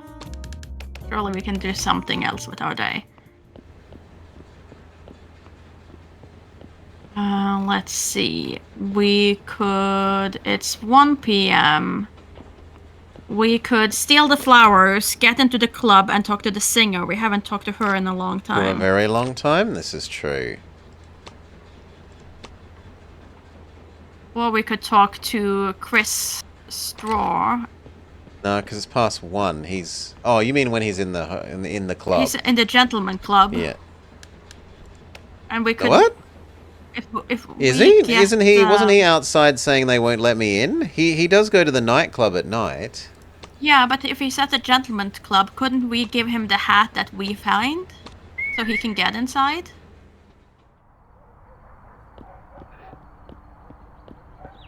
Yeah, maybe. Maybe we could, if we get the hat early enough, we can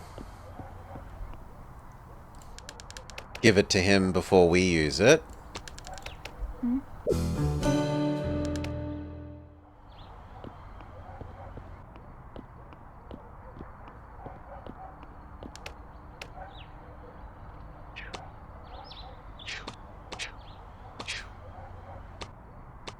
Back to town. Also, we could just talk to him in general when he's either at the warehouse or out there. Okay, That's we fine, wait yeah. for the meet and greet.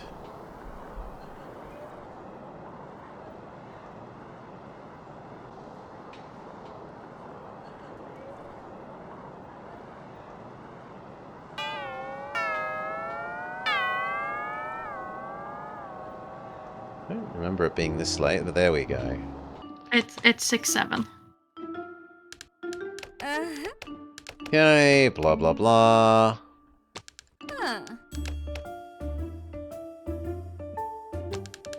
Any comments about Brass Cubus's passing?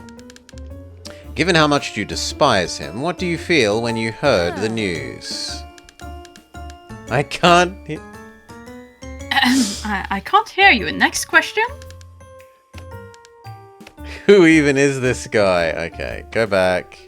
Give bouquet of flowers. Let us in.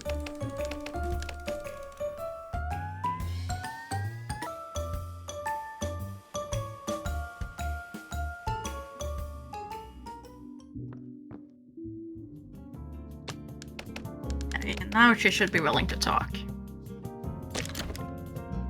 Do you know the woman's strike sponsor? Miss Sophia, I heard the strike has a key sponsor. Would you know anything about her? Oh la la, mon cher. It seems you're starting to meet important people. Not as well as I want to. Presumably that Well, should then let's mean... say that... Like, Let's say that that I should- know more about her than you imagine. it should be you're starting to know important people. Because you can't meet as well as I want to. That doesn't work. What does that even mean? Many things, Monsieur. If it weren't for her, maybe I wouldn't be here preparing myself for this performance. Her classes, and above all, her friendship, were essential for my constitution as a singer. You know, some people have the gift of changing people's life for the better. And for that, they're pestered by those who do the opposite. And who would these people be? Why, this town's elite, of course. Apparently, my client is part of that elite. These people think they know what art is, as if their silver spoons gave them that right. Just between us, don't bother her, please. She left her musical career by choice, and even so... Yeah, we can go back. That's She has fine. indeed a charming voice, and I don't condemn those who long for her return. But it was her choice, and we should respect it. Okay, so it looks like it's gonna be the lady that the record was of. Yeah. We can ask her about the letter. I heard that your husband, Chris Straw, showed concern for Mr. Rubio. He even sent him a letter. Chris is concerned about something that isn't his work. What foolishness. Well, the contents of the letter seemed more like a lecture than friendly advice. It's just like Chris to do this, spill a moral speech to feel superior. I know my husband very well. Everything he does is driven by his ego. From his manner of speech, trying to sound sophisticated, to the way he chooses his business partner, often disregarding what's morally right. Are you willing to accuse your husband? Accuse? No, you silly, I'd never. Let's just say I'll teach him a lesson for having teamed up with Brus Cubus. And I'm sure his warehouse at the harbor should contain something to achieve my goal. Warehouse? And how would I do that? Do you perhaps have some key? Oh la la, do you want me to do all the work for you? I don't have the keys, but I know Chris hides an emergency crowbar right by those cranes at the harbor.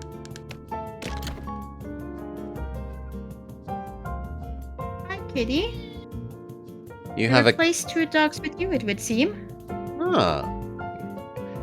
Cat and dogs get on well? So. One dog goes very well along with her, the other one has good days and bad days. Would you have anything to add about the elite of the city? Oh, Monsieur, we can spare ourselves from talking about such despicable people. Tell me about you. How do you like my new song? Yes, of course. It's definitely a song that is pretty, or I haven't heard it yet. Let's just be honest.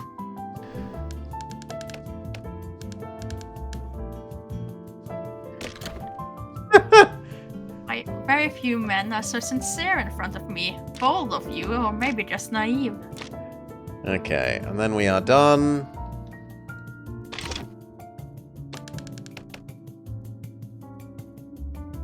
Yeah, then we are done. Short of maybe bringing her the necklace, I think is about the only thing that maybe... Did we ask her about the necklace already?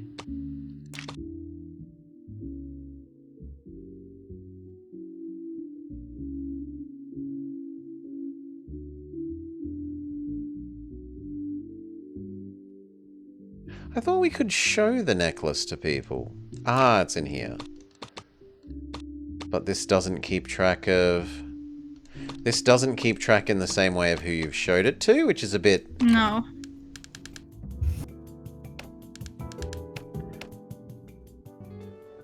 Okay. Anything else here? Yes, you. What are you looking at? Nothing, sir. I'm glad my business with him around here is already over. Okay, apparently the game won't let us talk to him. Not in this this scene. We have to talk to him in private, probably at the warehouse early in the morning. Ah, he says you can only talk to me after you've given me my eclair in the morning. And we do have never you. talked to him. Then. Yeah, we never talked to him then, yeah. But that's what he says. Yeah, but that's a failure on our part. We never tried to talk to him. Okay, and she's also untalkable. So I think we're done then.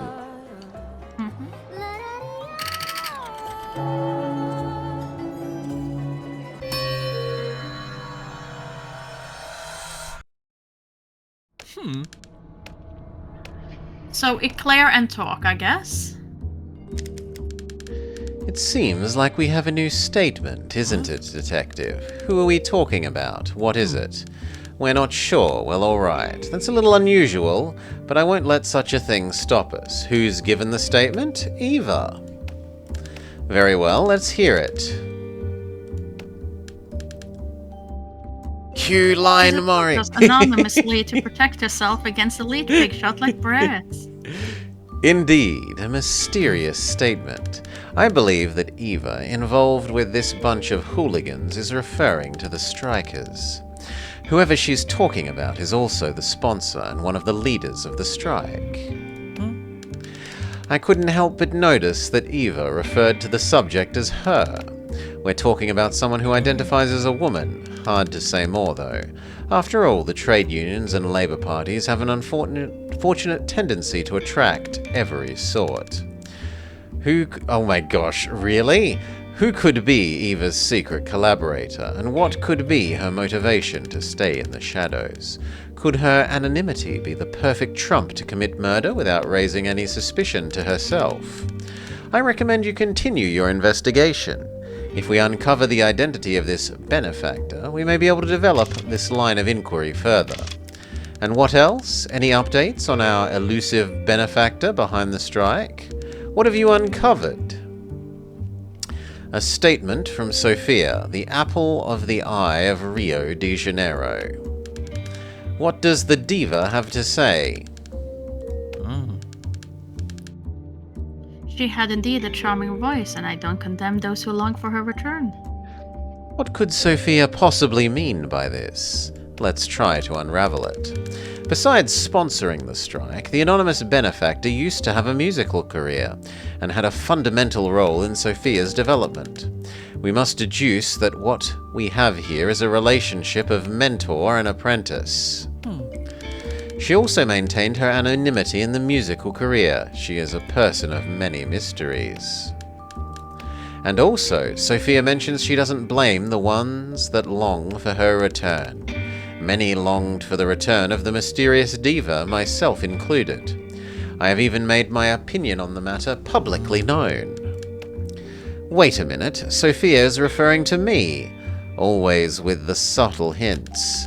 Anyway, if the vocal longings were enough to provoke the mysterious diva, she would certainly have motive to wish me harm. Wouldn't she? That feels like a bit of a stretch. And from her position as an invisible figure, perhaps she's orchestrated my demise. Does that perhaps make sense, Detective? Of course it does. Trust me, I know exactly what I'm talking about. I'm certain that those closest to her will be able to shed more light on this enigmatic sphinx. And done. So, what do we plan to do tomorrow? Give Eclair to Man, coffee house, try and talk to him. Yeah. Anything else? Head to warehouse Talk at the to harbor and talk to Entrepreneur the, Man. Yep. Yeah. Chris. Whilst he's in office. Okay.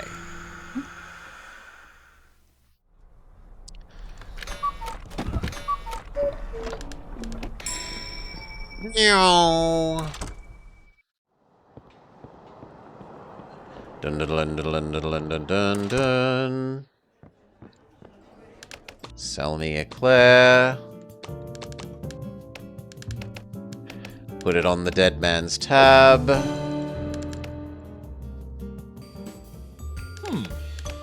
Give me the Eclair.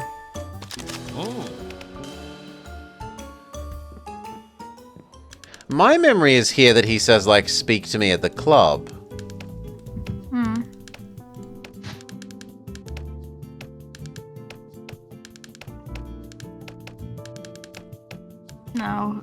never gone through this dialogue. We never talked to him. Wow. So many things.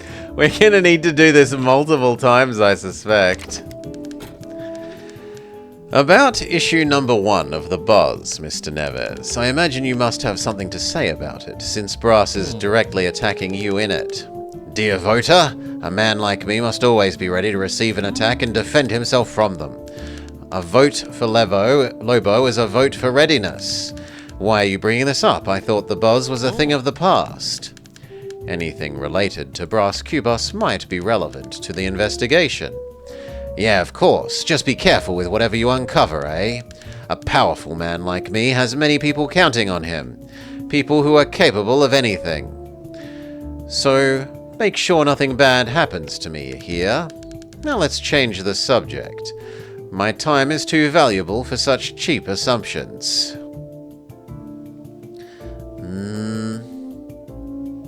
Yeah, apparently we have to know that he needs to be in a good mood instead of just observing him in the good mood. I mean, I'm pretty sure it's just us never trying. I think we were running around doing everything else. Mr. Lobo, I found packaged bags at your house, below the curtains. Whoever left them there seems to be ready to leave the city and almost certainly never come back. What can you tell me about it? Voter, understand this. Lobo Neves is from Rio de Janeiro, and Rio de Janeiro is Lobo Neves. I would never leave the city. And so I will tell you this, that the bags are not mine. Perhaps it's something the opposition is pulling off. They appear to be women's bags. Maybe they belong to your wife. Could it be? But where would Virgilia go, and with whom? I don't have time for these personal matters. Look at the time. A handkerchief was found in the same place where Brass Cubus's body was, Mr. Secretary. I am sorry, but I can't help you, young man. These matters are beyond my influence. Are you sure? My investigations showed the initials are embroidered with a V and an N, which is precisely Virgilia Neves's initials, your wife. My wife? It's true, now that you've mentioned it, she does have a handkerchief embroidered with her initials. Do you have any reason to believe Virgilia had a connection to Brass Cubus? What do you mean a connection? What sort of connection are you referring to? What are you insinuating? Did you forget who you're talking to? In my field, Mr. Neves, I'm often finding that people who appear not to know each other in their public lives can be close in private, away from prying eyes. In private? Sure, it's possible, Detective. Virgilia had her reasons to seek out other people. I'm a busy man with tasks that require my full attention. My worries and constant care for my public image might have blinded this old Lobo. It's more common than you think, Mr. Neves. If I told you about all the affairs in this city... So we're really seeing each other, even though I refuse... So they were really seeing each other, even though I refused to believe it. I'm sure they met yesterday. Virgilia was different. There's also that letter that I received. A letter telling the truth. I didn't have the guts to confront it. Deep down, I guess I've always known. Dear Mr. Lobo Neves, your wife is involved in an affair with a prominent member of society in Rio de Janeiro. Sincerely, a worried citizen. If it can happen to the Secretary of State, it could happen to anyone. I need to reconcile with Virginia before it's too late. Tell me about the anonymous letter you got. Dear voter, it is a matter of some delicacy. As you can imagine, anything that might affect my wife's image can never become public. I say this for your own good. Are we clear? We can talk to you about your wife, which seems the most reasonable next thing. What can you tell me about Virgilia Neves? I can tell you many things, dear voter, but I'll stick with the essentials. Virgilia is a formidable woman. Allow me to say she's the perfect partner for my political goals, a character above any suspicion. Your political goals? What does she have to do with them? Virgilia comes from a family of politicians and powerful men. She always aspired to be of high status in our society and understands the sacrifices one must make to attain it. What do you mean by she's above suspicion? What suspicions could there be about her? She's a Persian beyond any suspicion, that's all. She's trustworthy. No reason to suspect or doubt her. What about her? What about yourself, actually, is probably the next most reasonable. Who is Lobo Neves? Secretary of State, busy man, what else? Ha! What else is there to know? If you don't know me, it's because you didn't vote for me, young man. Regret doesn't delay, boy. Don't put off until tomorrow what you can do today. I wish I could. Do you have another question? My time's short. I have somewhere else to be. Do you know her cousin? Anything to say about Crispum? Any information that could be of help, even if it seems trivial? Crispum? Who the hell is... Oh, Crispum, my wife's cousin, of course. He's family, but we're not close. You know how it is. Maybe. How is it? Let's say that Crispum's presence doesn't inspire much luck. What about the deceased? Mr. Lobo Neves, what can you tell me about Brass Cubas? Bless you. I gather that you and he, two prominent figures of Rio, must have crossed path on occasion. Surely, with Brass gone, Rio has undoubtedly lost one of its noble men. I won't deny that life in Cubas was something of a rival to me, but in politics, dear voter, we mustn't take these disputes personally. There were many, were there? I actually considered him a friend until, well, let's just say he had a knack for pushing limits right off the edge. This might be the reason why his life has ended so tragically. Tell me more about the limits that pushed him off the edge. Did he cross any lines with you? The fact that he crossed a line with me didn't set off any reprisals, but I can't say the same about certain outraged people who are delighted with his passing. To whom are you referring, Mr. Neves? Are you insinuating that the strike movement is involved with his death? Me? Insinuating? I insinuate nothing. I say what must be said. Lobo Neves is a politician of clear words. However, maybe you should investigate the movement. They might have crossed other lines in their recent uprising, not just mine. I can do that, Neves. Thank you for the tip. No, thank you, voter. Tell me more about the rivalry between the two of you. It was a healthy rivalry, much like the great man that when, deep down, all they want is the best for their city and country. I miss defeating him, even though he played dirty. And what about the lady in charge of the rebellion? It might be a delicate matter, Mr. Neves, but I'd like you to talk to me about Eva. What could you tell me about her? Must we really address such matters, when there's so many other things to talk about? Not that I'm afraid of her or something, as if Lobo fears anything, but Eva, what about her? She's a great risk for our society is what that girl is. I wouldn't be surprised to find out that she and her striking friends are the ones behind the death.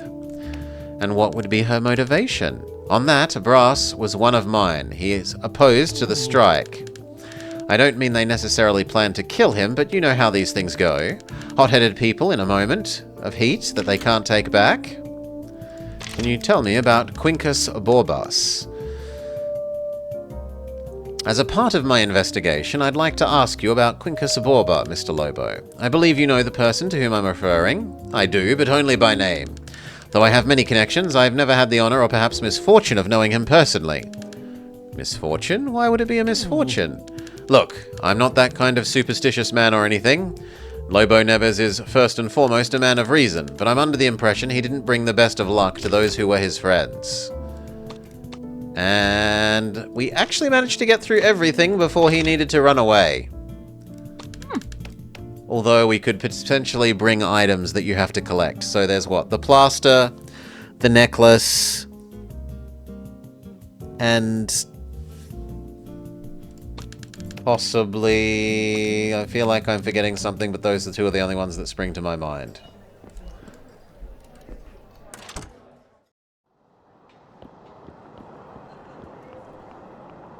I might be able to get the necklace before he leaves the cafe. And now that we know more about him from him, we could potentially talk to his wife again. Yeah.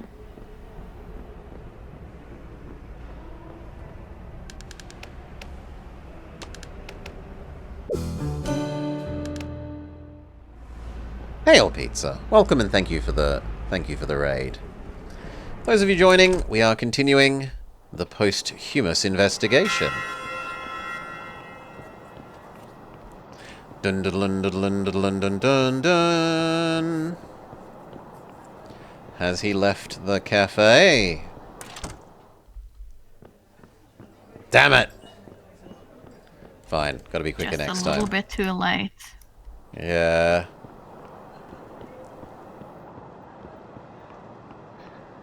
Which I think means that they'll be having their argument? No, that's also happened.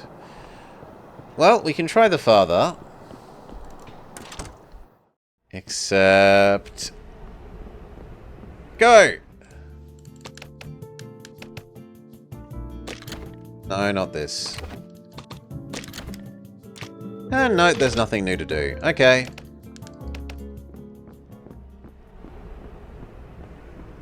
Well then. To the wife? And wait for her to come home? Yeah, sure. It's about that time. The informant will already have been left, probably, so we can't follow it to get to where we're being introduced to the new person. Yeah. So here... Wait for her to come home.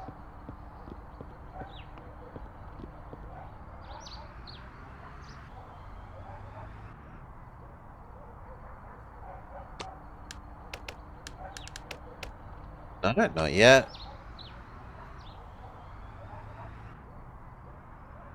There we go. Blah, blah, blah, blah, blah. What about the troubles you're having with your husband?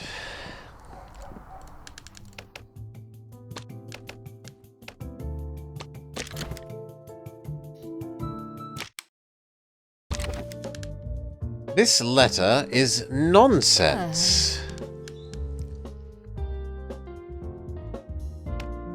Evidently so, Detective. Well, really? Because all evidence points to Brass Cubus and you having an affair. Whatever. Yes, Detective, yes. Brass and I had an affair. Is that what you wanted to hear? What I want to know is, what would you be capable of doing to prevent the truth coming out? Your cousin Crispin, who certainly knows you well, said this about you. Even though she's a delicate person, she knows how to defend herself or attack if necessary. I'm a peaceful person who has always lived a peaceful life, and everyone knows it. Your accusations are empty, Detective. I have nothing to fear. Is that why you have your luggage ready to depart, Miss Nevers? Because you have nothing to fear? Traveling is part of my lifestyle, something you may not be familiar with. Are you telling me that this is just an occasional round trip? Because Sabina told me otherwise. She told me this about the nature of your trip. I wouldn't expect anything different from Virgilia. Fleeing suits her since guilt pursues her. Is she talking about your affair with Brass? Or does she know more, like perhaps where you were on that ominous night? What are you insinuating? That hag Sabina only wants to complicate my life. It is true that I considered running away with Brass, but following him on his adventures, something costs a lot. Costs a lot, just like your handkerchief? Where did you find this? Oh, it's not possible that... If my husband finds out about this... Please, Detective, I have assets. This information cannot be known. Ms. Nevers, as far as I know, Lobo Nevers has already many reasons to suspect the both of you, but was reluctant to believe. When I interrogated him, I presented him with the facts and he told me this about you. So, they really were seeing each other, even though I refused to believe it. Detective, this fills me with shame and sadness. I am a disgrace to my family. Poor Lobo must be heartbroken. But I'm not the only one to blame. If Brass hadn't written that damned letter, none of this would be happening. Wait, so the letters from Brass himself telling his friendly rival that he's having an affair with his wife? That's a bit bold. So, you confirm it, that Brass is the sender of the anonymous letter?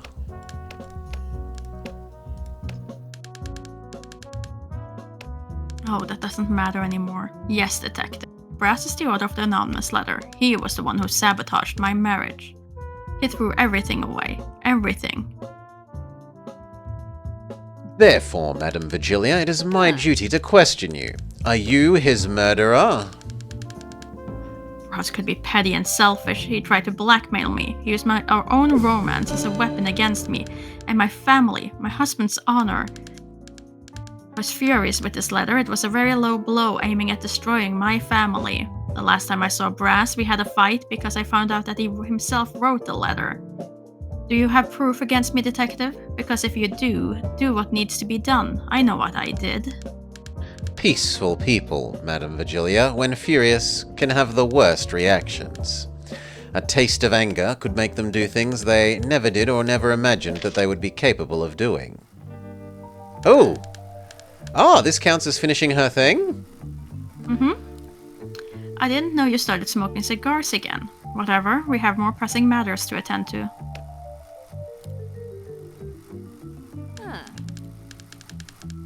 Have you finally interacted with the cigars because of this, I wonder? Maybe. Ross, I won't beat around the bush. My husband just got an anonymous letter accusing me of adultery. I can't fathom who would do such a thing except you. Be honest, is this your doing? Virgilia, You know I can't hide anything from you. I knew it. I didn't see any other way to break the walls of the lies that we'd built around us. But you had no right. This decision should have been ours, not yours alone. Who do you think you are? You broke my trust and betrayed me. You're mistaken, Virgilia. My attitude was guided by the love that I feel for you.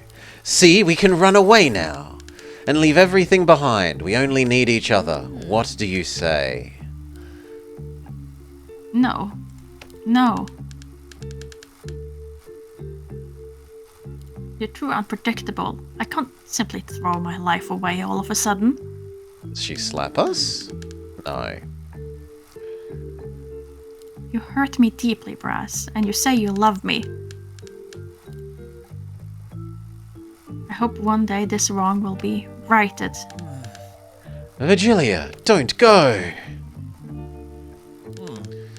She left me her handkerchief.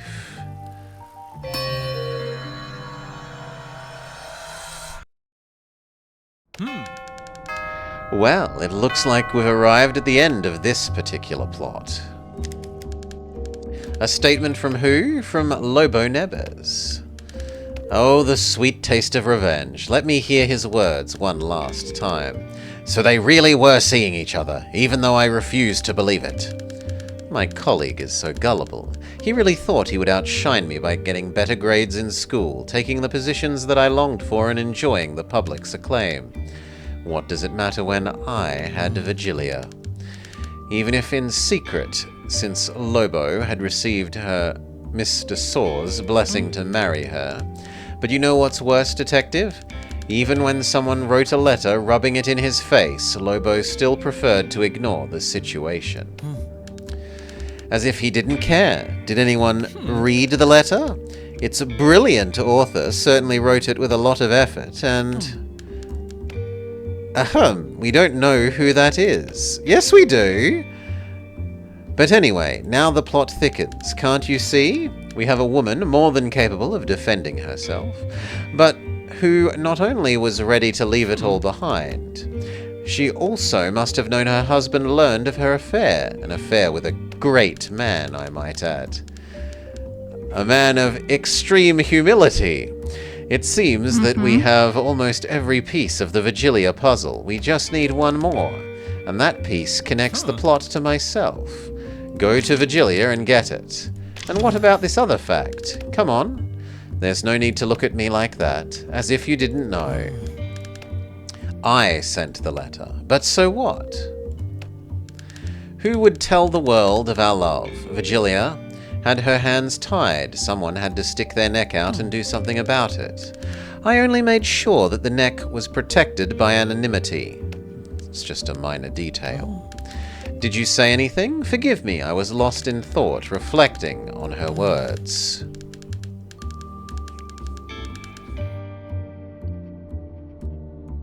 I was furious with this letter. It was a very low blow aiming at destroying my family. When we discovered her luggage packed and ready for flight, I confessed something stirred within me.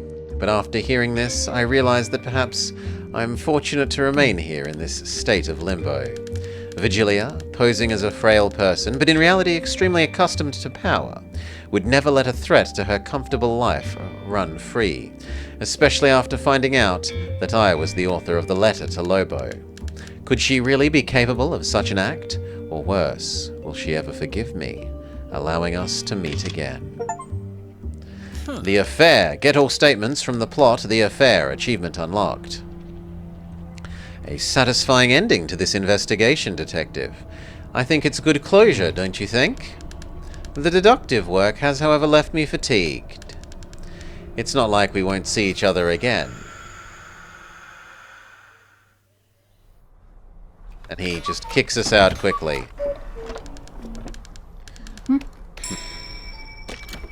Did that actually come with knowing what he was doing it? Ah, okay, the parlor scene is the time that we now know.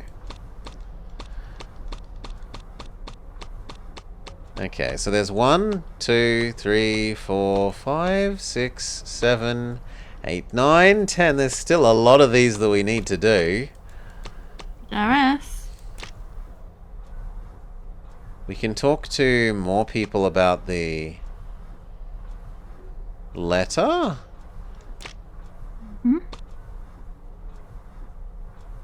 I don't know why we would care about the ads against the strike and showing them to people. We do want to talk to him and find out about the new hidden crowbar. Eva's messenger should take me to the person who sponsors their strike. Yeah. So we can also watch and follow the person there. It looks like she's all tick box, tick box, tick box now. Yeah. Okay. So, what do you want to do? Do you want to go investigate him or try and follow the person, or are we going to say let's that... just go with him first, because we know he is there early in the morning. Then we can go back and we can see if we see anyone at the strike afterwards. Sure if we finish thing. him fast. Dun dun dun dun dun dun dun dun dun.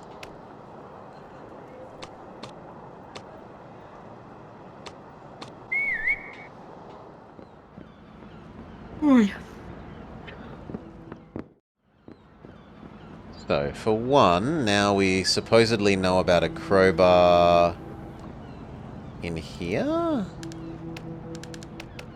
In here? No. Oh well.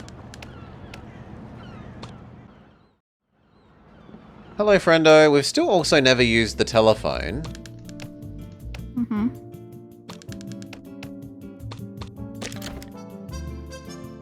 Nope, nothing new there, and nothing new here. He's apparently uninteresting to talk to. Is this the crowbar? Oh, we need to wait for you to leave? I can wait for you to leave. Unless we get kicked out with him.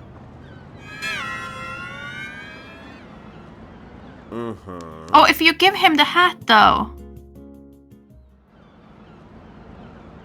Can we go in He would while probably he's... leave if we gave him the hat. Okay. There was also, wasn't there someone else? Didn't the songstress lady imply that he had a key somewhere? Because they're husband and wife, and she said something along those lines. But we really have no way to find that key.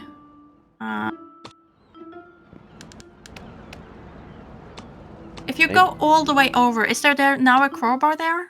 Where we found the broom earlier? Oh, you think it's over there? I thought it was in the thing here that we can only periodically interact with. No, because that should have then told us that there was a crowbar there now. It was always, I don't know if I need anything, and now we have been told that we need it, so it shouldn't be preventing us anymore. There it is. Okay, can we open the seagull box? Gotta shoot it first. Yeah, I somehow I knew you would say that, so I turned around and went to get the broom. I like the fact that you had to shoot the seagulls, and you were like, no, that will have no point. And it's like, oh. No, it wasn't. It was that I felt sure that we would need something like a crowbar to open them. And we have, Maury. I was certain that shooing the seagulls wouldn't let us open the box. Which I was wrong about, because I was certain we would need a crowbar or similar to open it, which was very right. But we still had a conversation bit revealed because we shoot seagulls. We did. So I'm still happy about it. Okay, now can we do it? Ah, we have to wait for them to move the box that's on top of it. Hmm? Maybe? And we might have missed that now. Isn't that this guy or him? Yeah.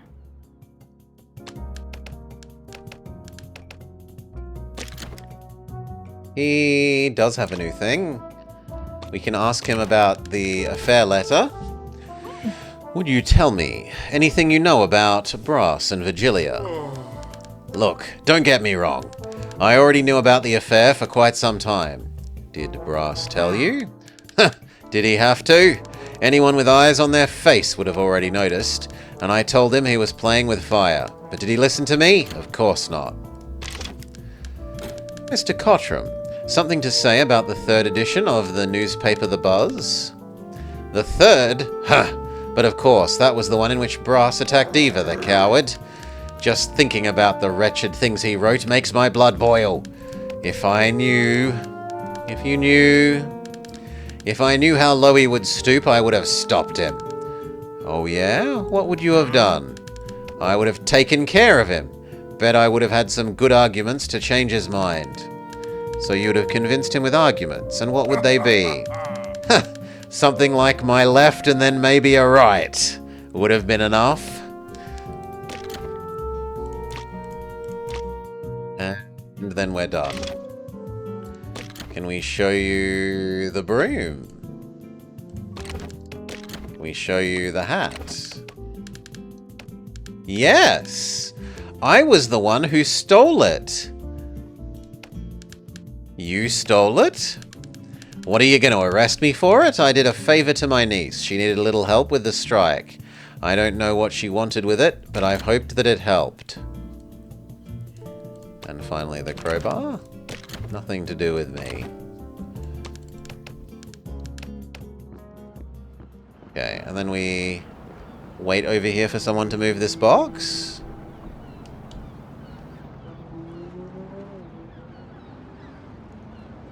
If anyone will, we might have to do that early in the morning when they're still working. Because I think at this point they've kind of taken the day off. I'm such a donkey. I should have shooed the seagulls away. Wait, did I say donkey? No? Oh yeah, shoo the seagulls away early so that they see it and therefore don't leave it. And he's upset that he didn't shoo the seagulls away and therefore the workers never took the box. So, what, get there even earlier? No, you don't need to get there even earlier, you just need to shoo the seagulls away earlier. We waited a long time before we shooed the seagulls. We talked to the other guy in the office and things. Okay, anything else or new day? I'm fine with doing New Day. I would like to show him the hat when we're in there though and see if that makes him go away. But we can shoot the seagulls first since that's a very simple thing to do. So pick up hat from trash, go visit office, pick up hat from trash, go to office. Hat from trash, shoot seagulls, go talk to him, and then crowbar should be available after that, I believe. Detective, prepare yourselves for yet another dose of my conspiracy theories. This time, let us speak of the great wheel of life, or more precisely of suffering. Everything repeats itself, my dear fellow. It always has, and I dare say that it always will. Wars, crises, pandemics, it's as if all of history was a scratched record, stubbornly playing the same tiresome tune, and we, poor fleeting mortals, are but extras in this grand and repetitive play. Are we truly free to chart our own paths, or are we all, from the outset, doomed to repeat the mistakes of those who came before us? After all, the saying goes, history repeats itself, first as a tragedy and secondly as a farce. If I may ask, what about us? On which of those stages do you currently stand? Okay. So, dumpster dive.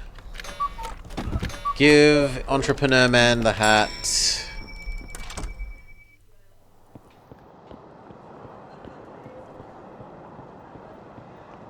I would do the shoeing of the seagull before you give him the hat, because that takes shorter amount of time.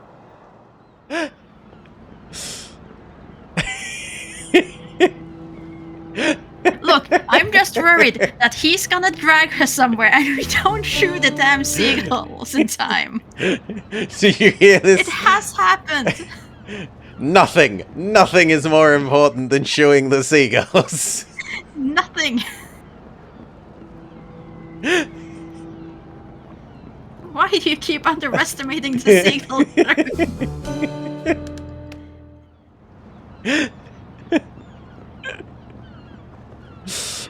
Alright. Shoot the seagulls. Hooray.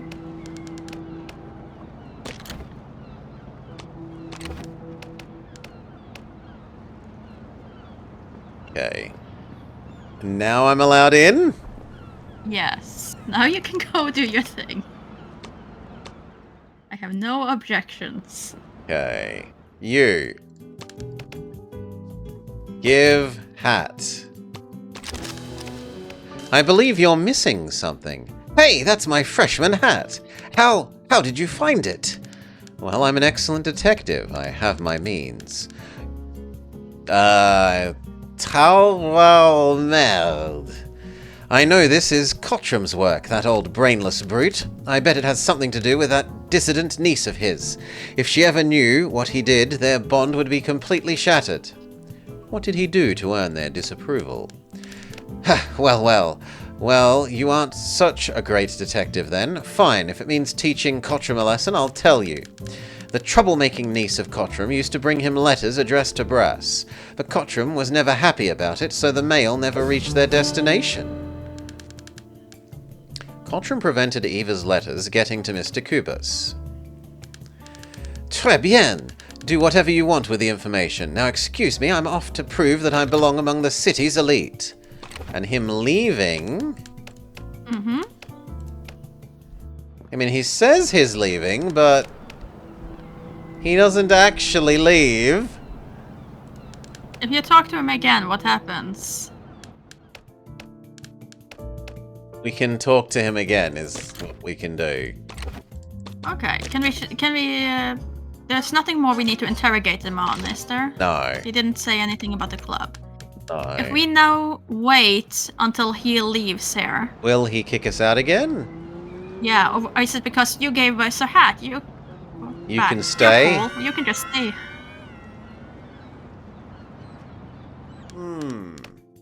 Nope. Darn. But he does wear the hat in the cutscene, which is a nice little... I can appreciate that.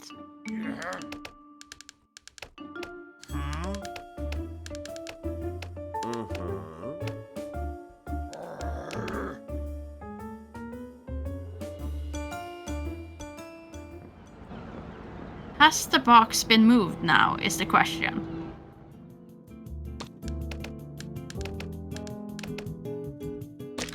Double check.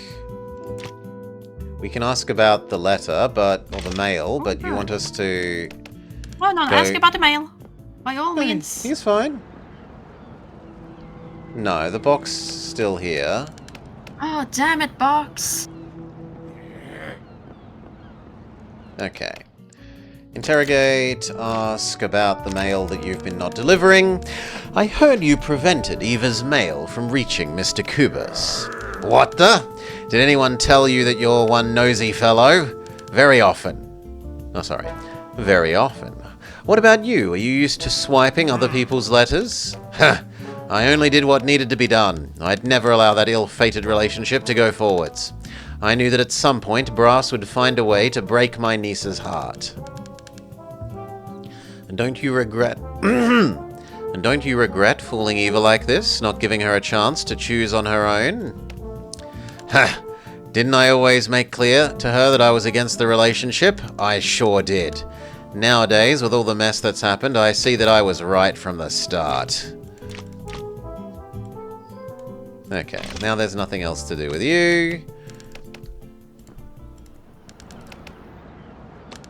No, we have to get the key. So... Hail, Latte Anarchist. G'day, g'day. Welcome, welcome. And how do we get them to move the darn box? Because we shoot the seagull, so they should be seeing it, and he's acknowledged that.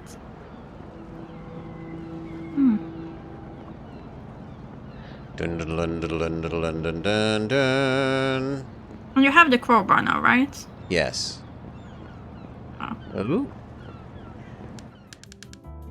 Could you tell me about the cargo? I just carry things around.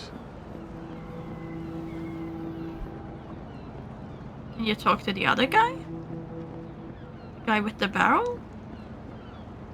The hat? Could you tell me what you're carrying? Just get out of my way.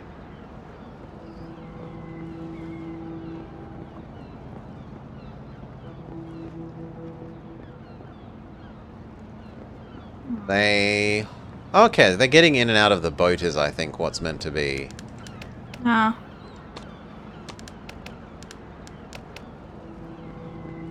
What's meant to be implied.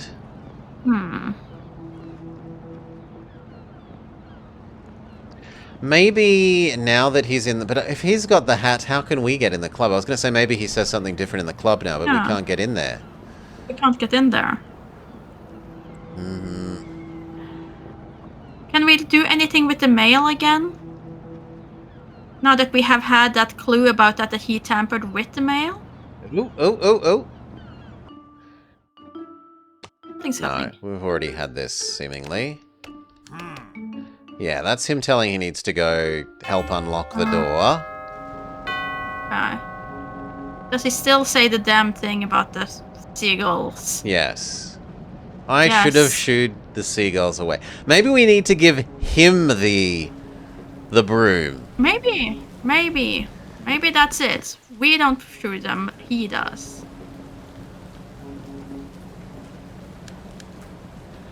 I want to look at Also, the new we still area. have no idea what we're supposed to use. Yeah, sure. Do that. I was about to say telescope. It's not really a telescope, is but it? I know what you mean. Yeah, the tourist binoculars. Yes. They ask if we're allowed to enter. Are you authorized to do so? And we can say, I have a crowbar. That doesn't look like authorization. Woof, woof, woof. You're far from home, aren't you, Quinkus? Woof, woof. Pat doggo. Yeah, Yes. good boy.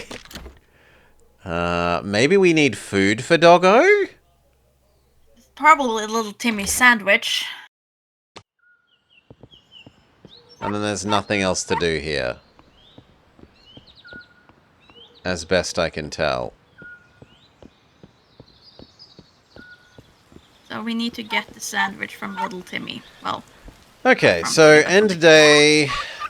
Give Docman... Oh, we could have Try made and- it to the cafe and pack, but sure. Try and give Docman the broom, and then try and give Doggo the sandwich.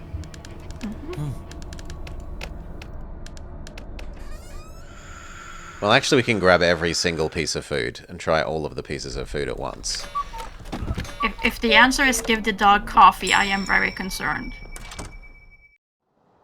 The dog is The sleepy. chocolate eclair as well, honestly, but...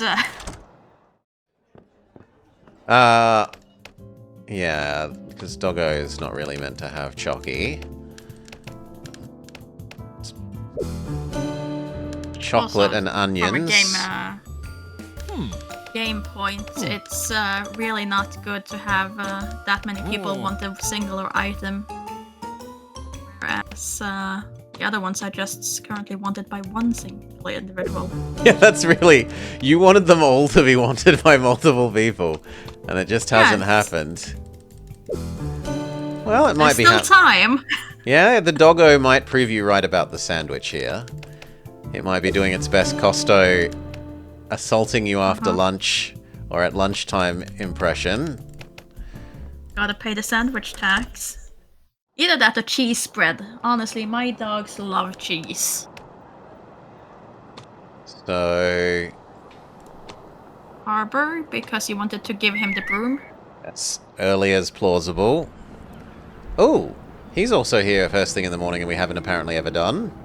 Ah, okay. Can we go talk to him? Because he had an eavesdrop.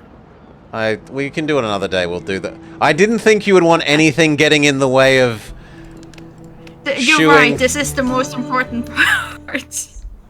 The seagull population must be taught a lesson.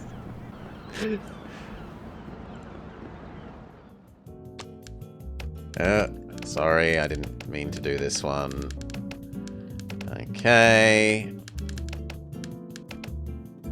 Show broom. No. Would you like a sandwich? A coffee? A cheese bread? An eclair? No. Okay. No, he's leaving. Yeah, he left the second he came over. Can I give the birds bread? No, I can only shoo them.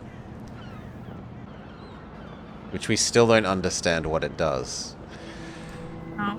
But now at least we have done it as early as possible. It's literally not possible to do it earlier.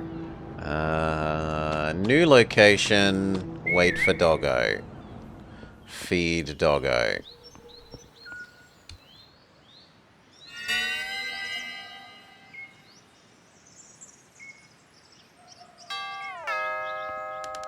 Hello. Woof woof. Would you like some cheese bread? Here, boy.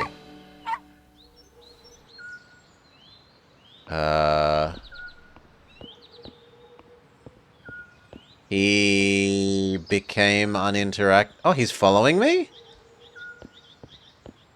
He's following me! Yay! Does this prove that I'm allowed in? No. But how does him following me help me? Also, question, will he follow you out of this scene? Okay, so where do you want to take him? I have no idea, honestly. Maybe the Doggo can disturb the seagulls. He does follow us.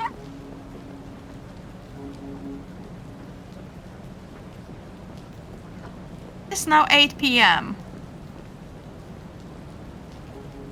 Is there anything that we could use the Doggo for?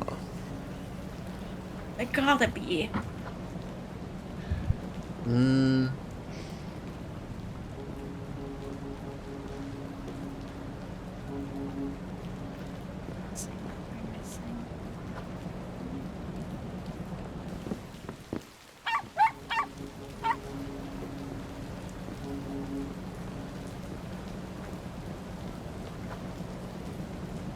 Anything dug up? No. Oh, can you take him to downtown where his owner is? to the meet and greet. Not the meet and greet, but he's wandering around because he never got his coffee, remember? So he's in his little comatose state. Doesn't he go to sleep if we don't give him his coffee? No, he takes off his shoes and goes wandering around like a madman. If he gets his coffee, he comes here. And then... Because he's the one that Crispin sees and he tosses over the trash can, so he might probably have left this area already. Ooh.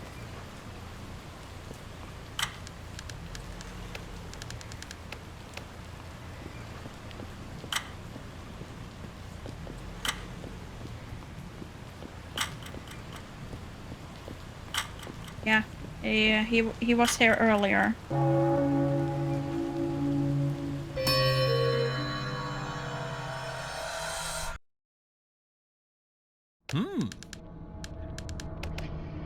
Nope, no success. So what? Food again, doggoed back to town sooner?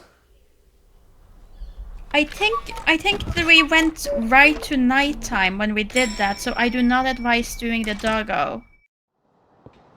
Okay, well, what could we do? We can... We could present Eva the information about the mail. We could. That would be good.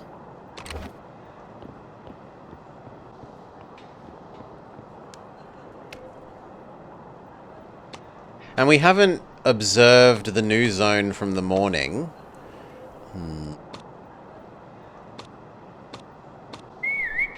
So we could do a whole day observe that zone. Let me through. Ah, and here's the messenger.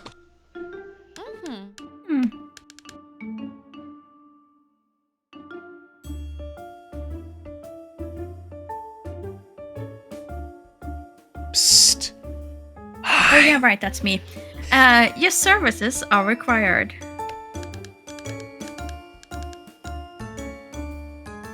I have a message. Whatever happens today, don't expose yourself. Our cause is bigger than me.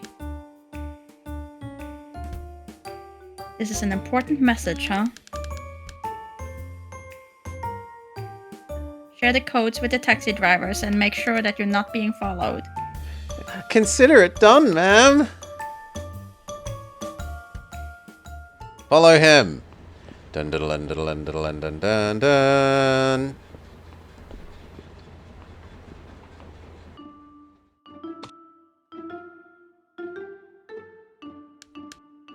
Hey, driver. Listen carefully. Together, we'll march downtown. Got it. I'll take you there.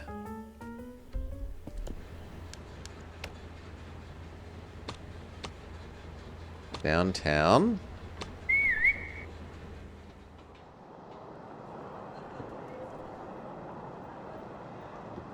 Am I meant to do something with you? No, I think it's just that the games give you some time in case to you're get not there, yeah. right there clicking.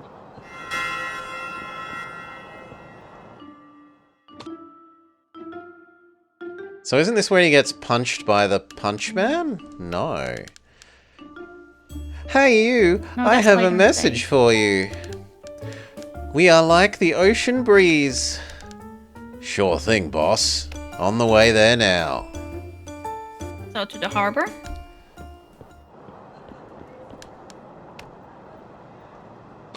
Can't imagine anything else with the ocean breeze.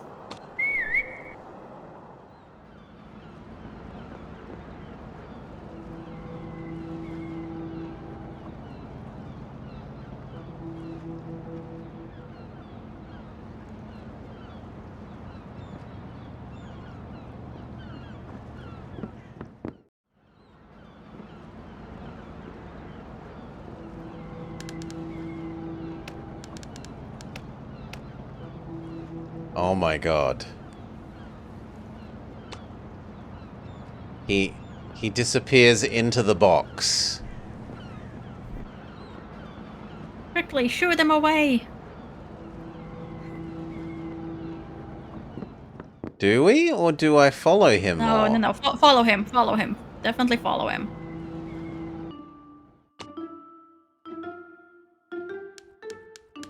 Phew! These stairs will kill me!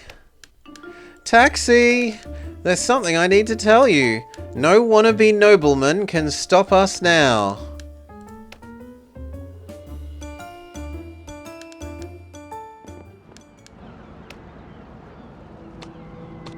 So... the nobles? Noblemen? Yeah, Noble's Park is where I would guess. Yes.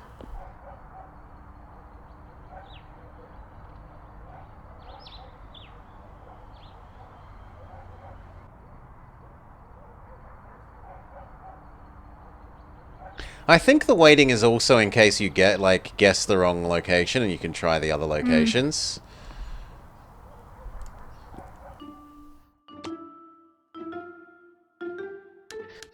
Hello, is anyone there?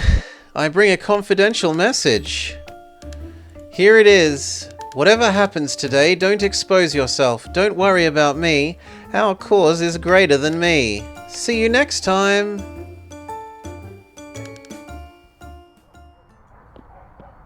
Now can we open? I think that you are this person. I know you're here to talk about the strike. Come on, tell me the code. So we got to do them in order, which was together we'll march downtown. Mm-hmm.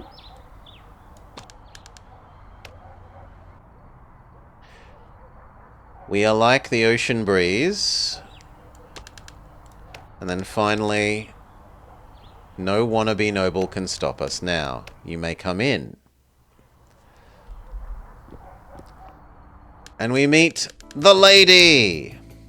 Hello, ma'am. I'm looking into the death of Brass Kubus.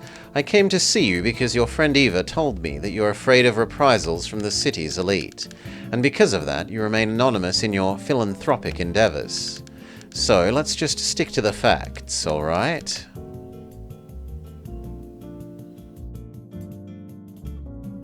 But now you already voiced her when you did the password scene.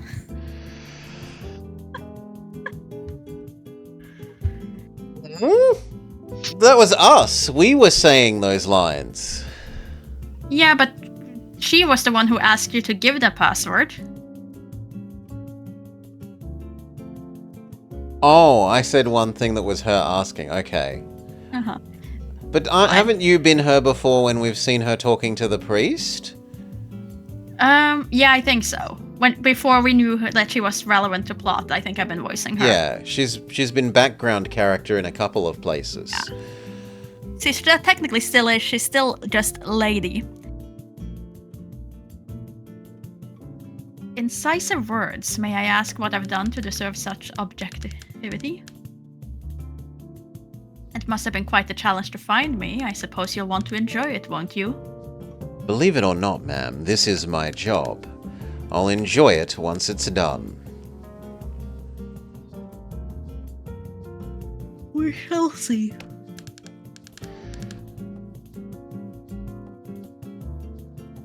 My name is Capito Santiago.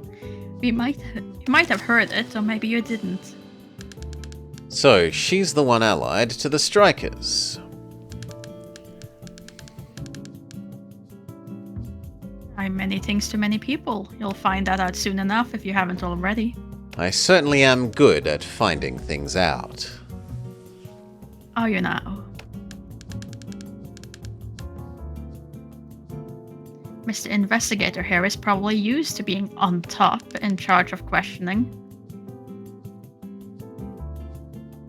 Things shall be different with me. Tell me more about yourself. Why are you looking at me, Investigator? Are you trying to read me from my expression? Don't you know you can't read a book by its cover? No, but I wish you would talk about yourself. Of everything there is to know about me, you either know it already or you shouldn't know it at all. I'm a woman like any other. I may have friends and connections in high places, but I'm also a woman of the people, involved with the causes of the common men. Speaking of which... I know. You'll ask me how I can belong to high society and still be involved with the strike, won't you? There's no contradiction in doing the right thing, investigator. Being part of high society gives me the means to contribute to the emancipation of more people. That makes sense. And well, besides... Besides, knowing the steps of the elite allows me to be one step ahead of them. By now, I'm sure you realize I'm very good at it. We ask her about I want to ask her about this the most, because I think this is her. Mm-hmm.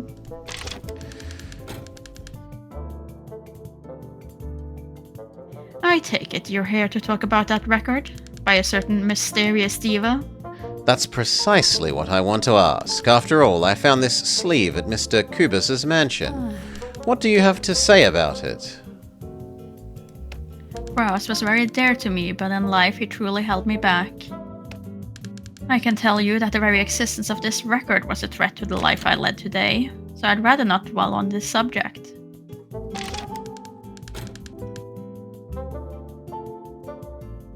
In detective movies, usually the hero lights the lady a cigarette. It's a chauvinistic trope, if you think about it. I don't know why, but it just crossed my mind, investigator. Are you going to ask me anything of the sort, mister? Actually, yes. I found a certain matchbox bearing the Midnight Club's logo. Have you ever seen one that fits this description? It's a little box. Oh, you must be talking about one of those merch items that Midnight Club used to give to its customers. My husband and I used to go there a lot. Nowadays, I go by myself, but I believe he might still keep some of those around. Poor Bentino. Perhaps his karma was ending up as Brass Cooper's lawyer instead. Hold it! Did you say your husband is Mr. Kubus's lawyer? Well, that's what I just said. Brass Cubas was the main client of my husband, Ben Santiago. This man definitely Angry went man. through hell, having had Brass as his client. So he's no longer a Midnight Club customer. I mean, he doesn't accompany you there anymore. I can tell you just stumbled upon something interesting for your investigation. No need to pretend you're worried about my relationship. These days, Bentino and I have grown more distant. He's been isolating himself more and more. Has been acting weird. It seems he's been worrying about something these last few days. Yes, because he believes that you're getting messages from suitors. He's never at home. He spends says he spends his entire time in his office in the industrial zone. However, I have my doubts about it. Who was never suspicious of their husband or wife? What about... The number in the box? How did you know that there was a number? I didn't even say anything yet. See, it's elementary. Simply another cliche in detective movies. Well, the number is 157. This time, dear investigator, I have nothing to say. It rings a bell, but it doesn't tell me anything.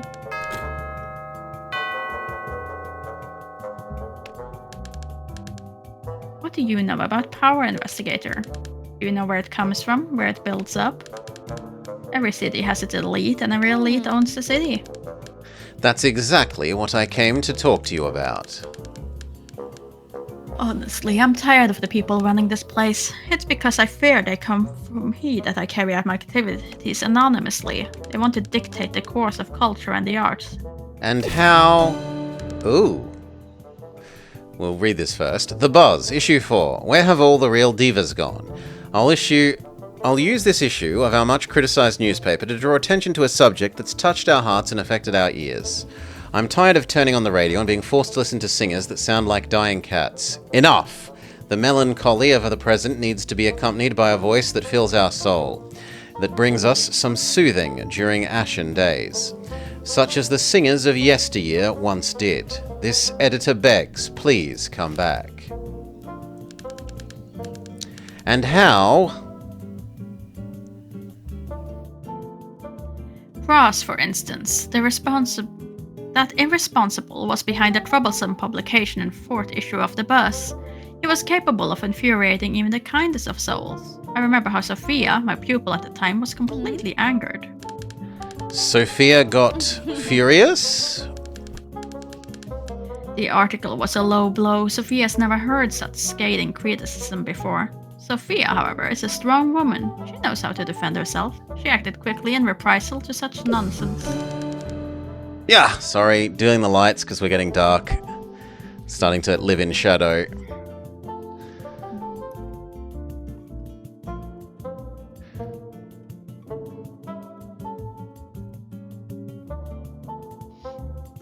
Oh yeah, right, there's that one as well. We can say that Sophia never backs down when she's disrespected. So, you were the mysterious diva. I've always been a woman of many mysteries, wherever I went or whoever I was with. Yes, I was the mysterious diva. From that nickname, I choose to keep the adjective only. And why did you abandon your career? Being a music star was never the life I wanted for myself. I chose a normal life, although Brass insisted that I should return to the stage was always a non-nuisance. The freedom to walk the streets of my city without being recognized and bothered is priceless, investigator. She is indeed a mysterious BR. Rolling Ninja. I know it well. Ooh. Even so, I must confess. Lately, she thinks she's being spied on. Is she trying to give me a hint? Maybe I should let it go.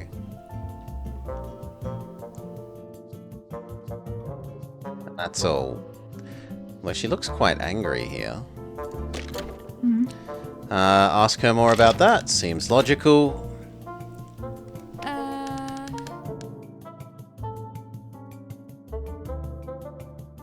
Investigator, tell me something. Have you ever had a feeling you've been spied on? Usually it's me who's doing the spying. However, I'm eager to know what it's like being on the other side of that story. I have this strange feeling that I'm being constantly watched. It is as if, with every step I take, someone, somewhere, for some reason, is watching my every move. Am I being paranoid? When I begin to think of something of the sort, I always resort to this logic. Who would be so interested in me, following me everywhere I go, even though I'm at the exact same places? Who would want to listen to every conversation I have? And at times they are the same, or read and reread my personal documents. Who in their right mind would have the energy to do so? Oh, but then she says, no, you've taken too long. Get out. And we meet Angerman. I see you have a visitor. I know this face you're putting on. Don't be jealous, my dear.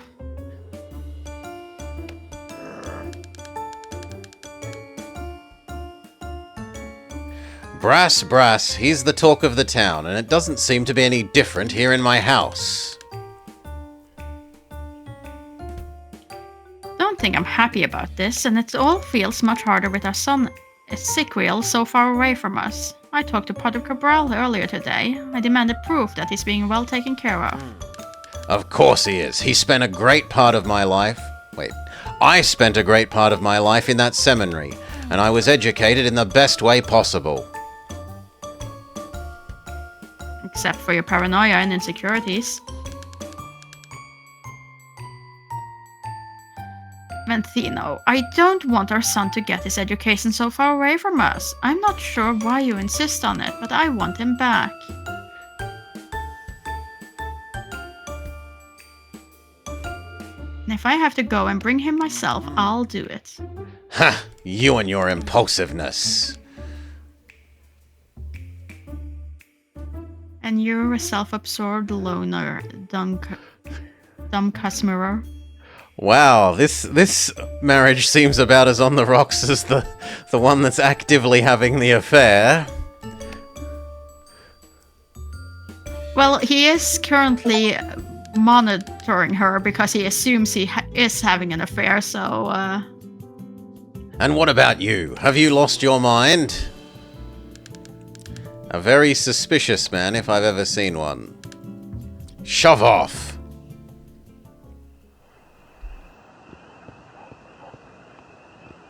She goes off screen in a direction we literally cannot go. Yeah.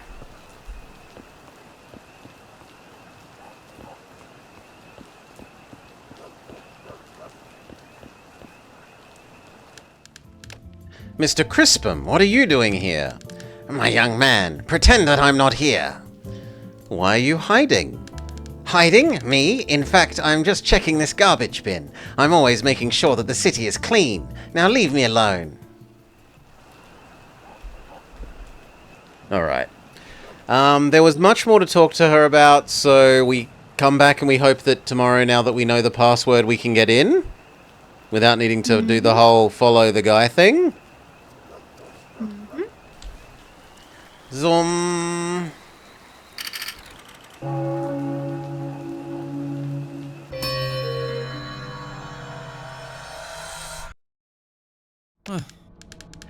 When all of this began, I didn't expect you to encounter such difficulty. Oh no, that's the same thing. But we do have new facts for the fact board. The beginning of a new investigation, detective. I can feel as if I already know what you're going to say. Maybe because you and I are... Well, that hardly matters. Who's the target of our investigation this time? Ben? Ben Santiago, my very own lawyer? That doesn't make a lot of sense, my friend. Ben was my right-hand man. I'd pay him to get me out of jams, not into them. I mean, well, I used to pay. Whatever. You're aware of what I mean. Whoever put it in your head that Ben might be my assassin? Oh, yes, Capitu. Of course it's her. She really is good at putting ideas out inside other people's heads.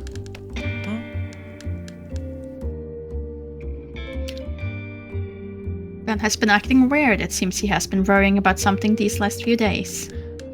I see. Capitu is Ben's wife. She has many a motive to know him deeply. But tell me, what did you do to make her open up to you like that? She can be very enigmatic when she wishes to, full of mysteries. You talked to her about a certain matchbox? What does that have to do with anything? Oh, I see. It's from the club. Capitu and Ben were regulars there. Anyway, in this prime, though recently I've barely seen them anymore. Maybe you've fired up an old memory. Who knows? What I know is this. Ben being worried about something is not enough motive to consider him a suspect. The wretch is a lawyer. Strange it would be if he wasn't troubled all day long. However, Capito knows things. She might be insinuating something about Ben that we don't yet know. And what's more, I've always wanted to know if Ben was double-crossing me with his fancy lawyering. Let's investigate him, detective, yes. It's better to be safe than sorry. Find out whether Ben has had any hand in my demise. For ordinary people, having an interest in the life of the city's shining star is almost mandatory. Investigating Sophia is a hobby. Obviously, our invective against her begins with Capitu, Sophia's eternal mentor. It's common for the student to turn against their master, but concerning Sophia and Capitu, their friendship has survived. In any case, let's get down to business. In your last conversation with her, she said the following. We can say that Sophia never backs down when she's disrespected. With this insinuation from Capitu, however, we finally have something more concrete to work with. But we need, as always, to be careful about Capitu. She's smart, and, for associating with our city's elite, she's gotten used to seeing me as an enemy. And, as the honest man that I am, I must say that Capitu has her motives to think like that. For example, in what concerns that issue of The Buzz in which I criticized Sophia, little did I know I was stirring up a hornet's nest. I can't criticize Capitu for seeing me, based on my words, as an enemy of the so-called popular culture. However, even considering us as the enemy, I believe that she's revealed the truth unaltered. And if Capitu is telling the truth, Diva Sophia could very well hold a grudge against me still. A grudge that, if it wasn't extinguished when my newspaper did, might have motivated her to a more violent reprisal. We must further investigate Sophia, Detective. No one is above suspicion, much less the city's sweetheart, Diva Sophia. Okay. Presumably that means we have new things to talk to Sophia about. But first we wanted to talk to the mysterious BR.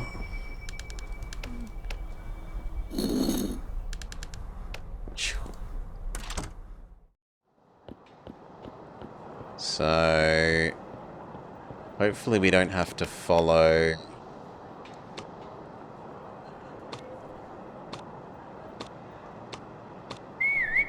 the guy, and we can just go in and talk to you.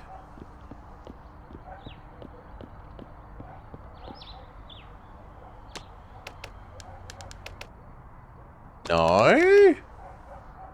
Oh Lord, say it isn't so. Give it an hour.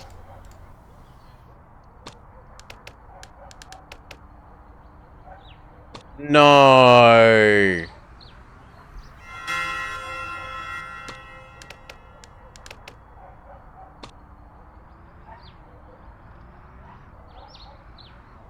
Will he eventually show up here, is the question. Oh, okay, she likes to sleep in. Uh-huh. Alright. Phew! Okay, so then we know we don't need to try to go talk to her before 1 p.m.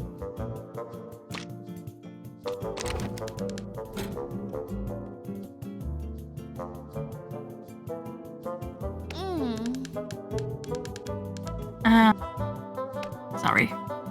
I have a minor situation here. Oh well. They'll hopefully settle it. You don't have to tell me. I can see it in your eyes. You wish to talk about the newspaper. The bus. Am I right? Yes, the 4th issue. The 4th issue of the bus is a joke. As if the nonsense from the 3rd issue weren't enough. Brass had to be a scoundrel and attack Sophia this time. He was cautious and omitted the actual names of the people involved, but it's obvious he's talking about Sophia.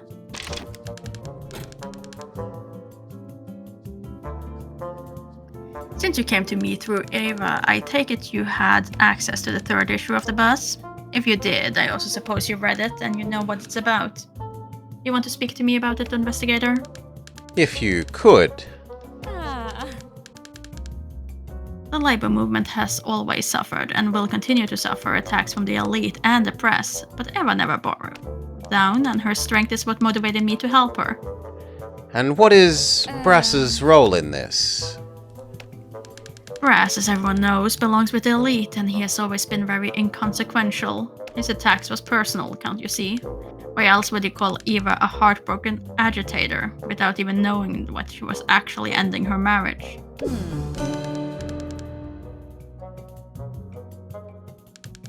She's ending her aiming marriage? Sir?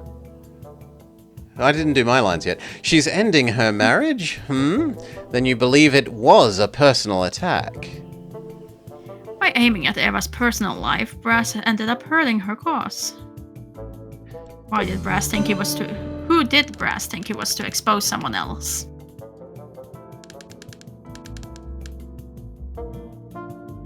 Personal life just to affect their cause. None of this will weaken Eva's passion and dedication. She knows exactly what her goal is. Okay. So now we get to know that the doctor is gonna be a person of interest. I have the feeling you want to touch on a delicate subject, Mr. Investigator. Can we talk about something else? But you don't even know what I'm going to ask. Anyway, I wanted to talk to you about Brass Cubus. What can you tell me about him, ma'am?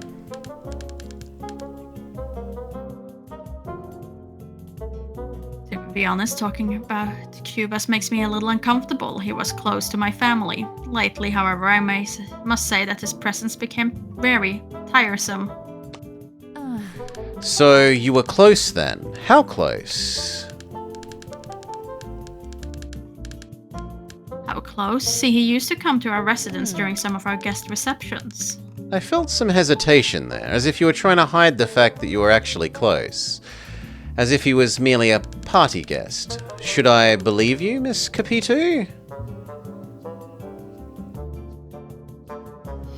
It's not that. Of course, Brass was more than a party guest. He was a friend of the family. It's just that this conversation reminded me of my son, Ezekiel. He would always entertain us all by imitating Brass, and he would laugh so hard about it. Equiel will miss Brass. Ezekiel. What do you mean by a weary presence?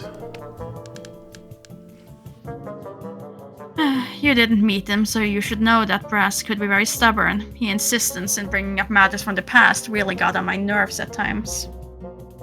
I do know what you mean.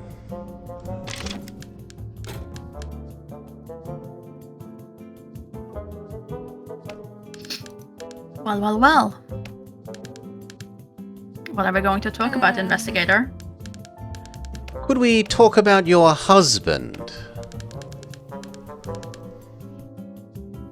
What can I say? He's rather quiet, doesn't like to show his feeling, he's often brooding. Despite all that, investigator, it doesn't mean he's a cold man.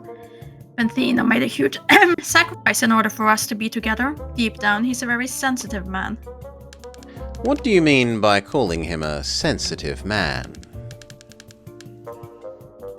My husband puts on this tough guy act to hide his vulnerabilities, like most men. ... Oh, don't play dumb. You know you also play tough to hide your weakness. However, sometimes Benthino excessively reveals his insecurities, and that's what really worries me. Truly, among the things he does, what makes you worry the most? Investigator, don't think ill of my husband. Let's say he has a really hard time trusting people. Could you speak to more about him representing Mr. Kubus? I believe that with such clashing personalities, it couldn't have been an easy relationship for them to maintain.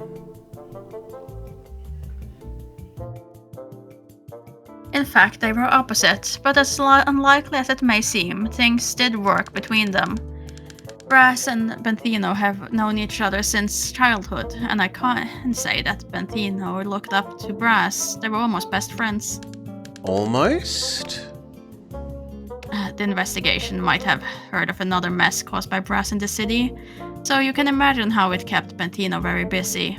For this reason, I believe their friendship became strained with time, and eventually shifted to strictly professional. Okay, ask about your mentor, or your mentee, sorry.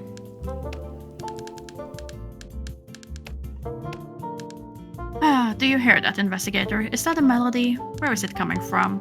Something tells me we'll talk about something or someone involved in music. Am I right? You are. What could you tell me about... About Sophia. What can I tell you about Sophia? That I admire her greatly. I'm even proud of her. Proud? Some people are destined to leave a mark on life, investigator. Even when we can only be an accessory in this achievement, we also feel alive, don't you think?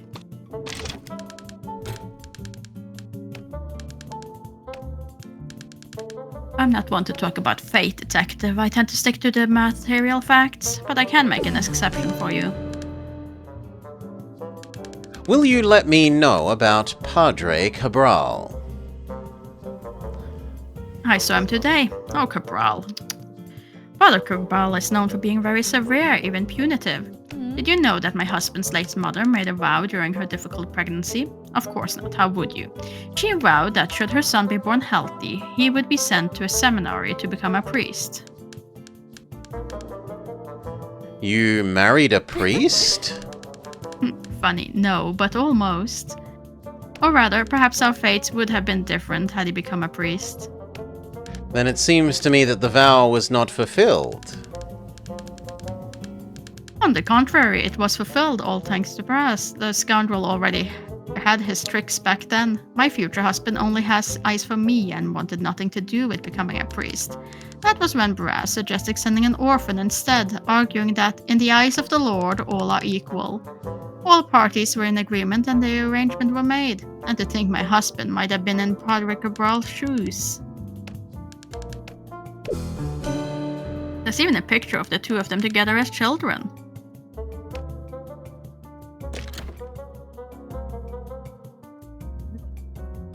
Funny how some things never change. So they paid for the religious education of Padre Cabal, who was an orphan before that, to get out of keeping their promise to do so for their own son if he was born healthy. I think the son did it so he didn't have to become a priest because of a vow his mother made. Oh, okay, so he tricks his mum into letting him out of it. Okay. It's like, Mom, I don't want to be a priest. What the heck? Let's make an orphan be a priest instead. Yes. You don't have to make that face, Mr. Investigator. I know what you want to ask me. You do? You want to know about Eva. We only became friends recently, but the connection between us was almost instant. I only knew her from the news. Even with all the attacks she endured, I could see she was fighting for a just cause, so I made a point of meeting her. Now, ma'am, don't you think... Investigator, now you ask me this. What connects Eva to Brass? I mean, aside from the attacks he made against her, she was clearly the victim in this situation. They've had a romance in the past. She did? Can't be, she wouldn't hide this from me. To my knowledge, Eva was married to Dr. Bakamartha, another one of Brass Cuba's many enemies. Who, at this point, wasn't an enemy to this man, am I right? With a name that literally means blunderbuss, he's not sounding like an easy-to-handle type. And you're right, Maury. You're right. The doctor is introduced as a person of interest. Yep.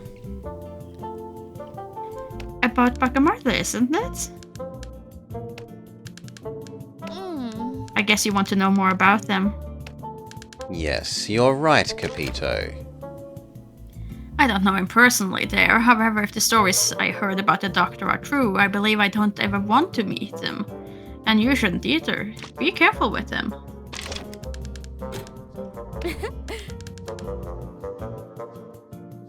I feel a little sentimental right now, Investigator. I have a feeling our next subject will be a matter of the past. Yes, I'd like to talk to you about the photograph of the altar boys. What did I tell you? But yes, the altar boys. I don't recognize everyone in this picture, but one of these children is very familiar to me. Ben, yeah, it's him. Brass is also there, looking unapproachable. Little did he know he would become even more so. Alright, and now we have exhausted her. Yes. Okay, that's actually nice that it only took us 2 goes. The only other things we could do is maybe get some of the things that you can show her that are physical items, but... I'm not sold on necessarily needing to do that at this moment, like the necklace. I already know how to find this doctor. The founder of a famous recluse asylum known as Carsavert. So what, we intentionally get captured by the... No, it opened up as a location when we got captured. We've been able to go there ever since. Okay. And maybe now we can go in the lawyer's office and speak to him. She has tick boxes, and now we have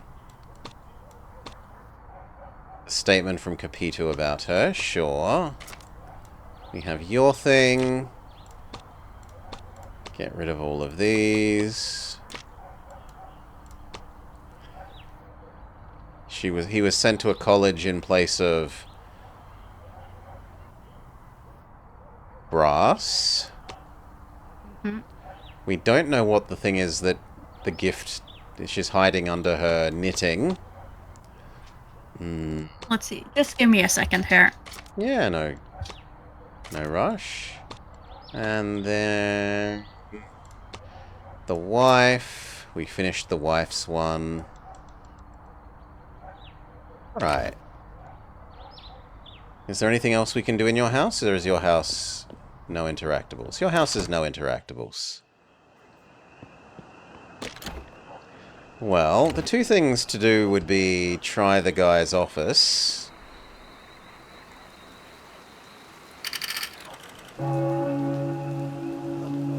And the new location. Huh. Hello, detective. How is the investigation going? We do have new things for the board. Huh. A statement from Capitu about Eva, no less. Capitu isn't the type to pass judgment unless it carries great importance.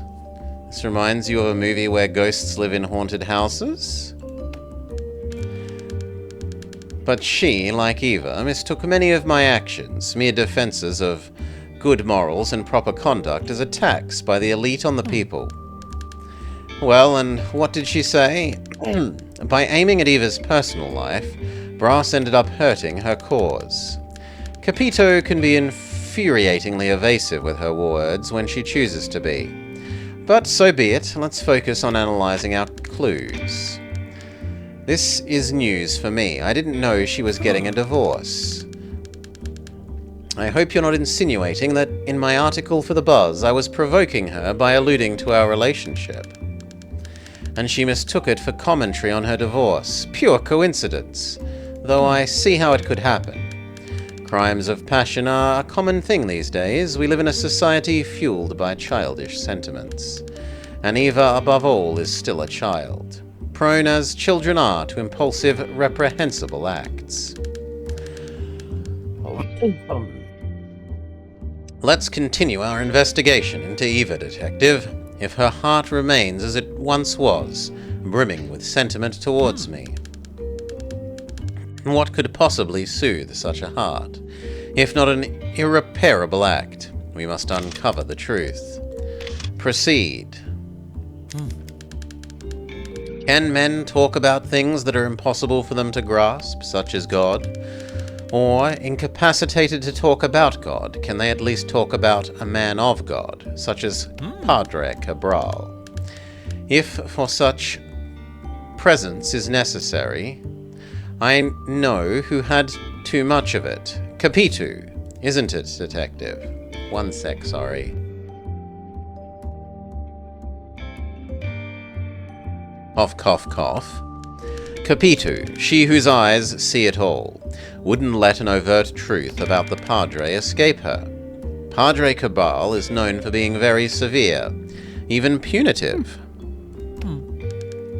Severe, punitive adjectives, much necessary to a shepherd of people in this failed world. However, one must ask, what could have instilled such traits in this man? Could it be something indelible from his past? We know he got into priesthood early. He was just a boy. This would be enough to justify the bitterness in his actions. But was that all? Padre Cabral took charge of this role in the place of someone else. Could this be the source of the strictness and perhaps even other feelings? We will need to uncover this, detective. Who knows? Maybe the little priest's harshness comes from more dangerous feelings, or more cruel ones. Okay. Can we confront the priest about the new information we have?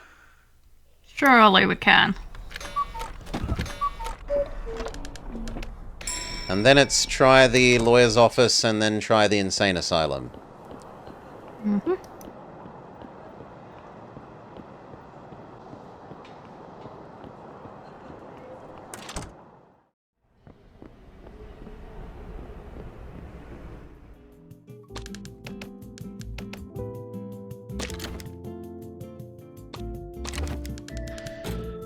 What can your holiness tell me about Bacamarte? What, why, is he asking about me? Not necessarily. Should he be? So, Let's talk about something else, please. That name gives me the creeps. What can you tell me about Ben? The burden of guilt is borne by those who must bear it. Guilt? What do you mean? Did he do something wrong? My son, the sins of the faithful are protected by the secrecy of confession. What they confess to me is as if they told God himself. Parish duties away. Oh, because he's talking to new lady. Eavesdrop, get that done with. So that they let us talk to him some more.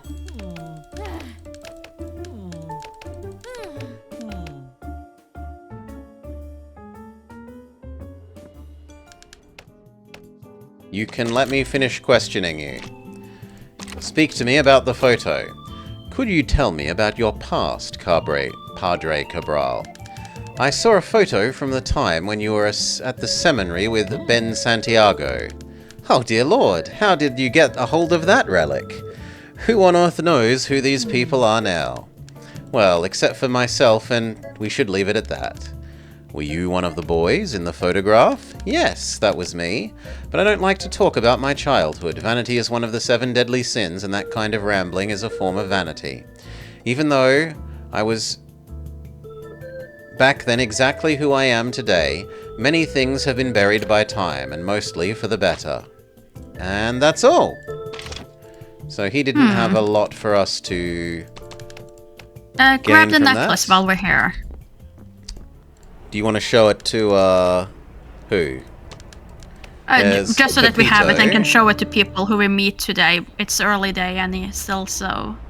Yeah, sure. Doesn't take long to... It's not exactly out of our way to pick it up. So, what do we want to do now? Lawyer's office. Lawyer, you said. Yeah, lawyer's office. So... Industrial block. And then here.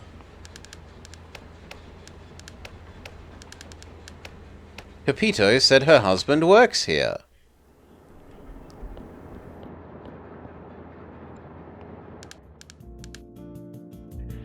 You're Ben, Brass's lawyer, correct? If only everyone could be, but yes, this is me, Ben. And you must be the bloody detective sneaking around and asking questions no one wishes to answer. Oh yes, I am the one. I guess you've heard of me, sir. Brass told me that should something happen to him, a detective will be hired immediately. Of course this would happen, right? It happens to all of us sooner or later. Brass was a bit paranoid about it, don't you think? If you live in a perfect world where everything runs smoothly and nothing bad ever happens, well, I'd just say that Brass was being cautious, considering who he was and the sort of relationships that he sparked. As his lawyer, I bet you're willing to provide me with a few answers? You seem rather persistent in your intent. I'll allow you to do your job. How noble of you. Noble, I have a few questions that I need answers for. Oh my god, he's going to make us investigate his wife. By the way, if you run into me out there, introduce yourself in the appropriate manner and I might be more willing to give you my attention. Noted? Let's get down to business. I have many regrets, and the shorter this conversation is, the less chance this has of becoming one of them. Can I show you the necklace? I don't want my fingerprints on it. I've had enough problems already. Okay, what can you tell me about Brass? As you know, I've been investigating the case of Brass Cubus. What can you tell me about him? I've known Brass for a very long time, detective, since time immemorial. I was his lawyer for as long as I can remember. Really?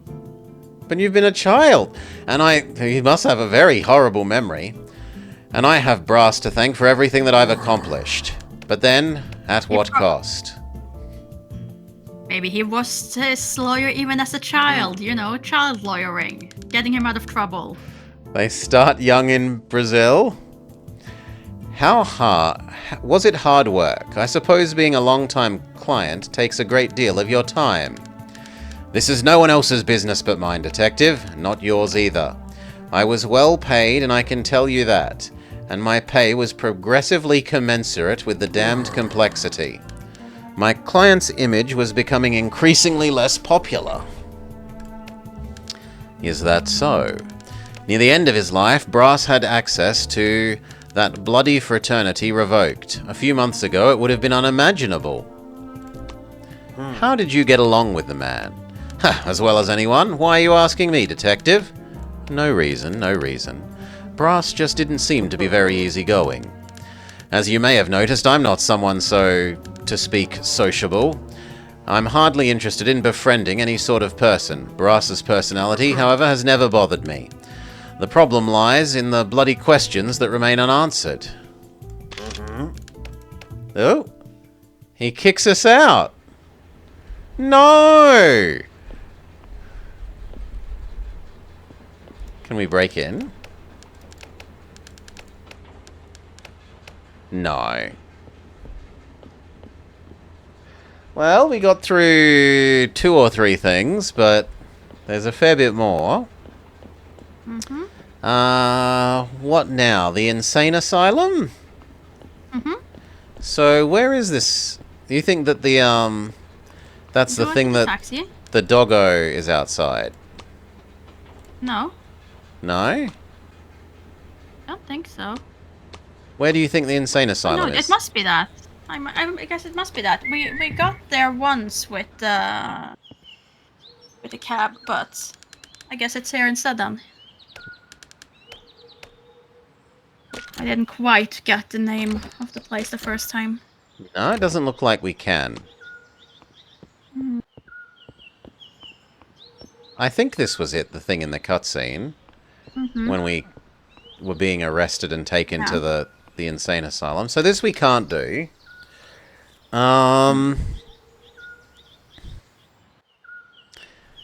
We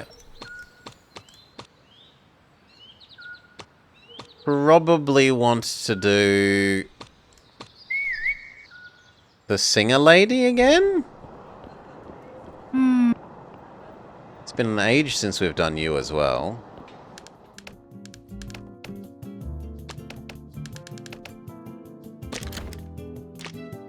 Surely Yes. there's something new here. There is. An anonymous letter addressed to Mr. Neves came to my hands. Do you know anything about it? You shouldn't pry into other people's letters. Just like the threatened love described in this letter, gossiping is a sin. Nothing in this story pleases God. Oh, and now she's busy having having the argument with... It might have been that it got interrupted by this argument. Let's hope so, rather than being that short.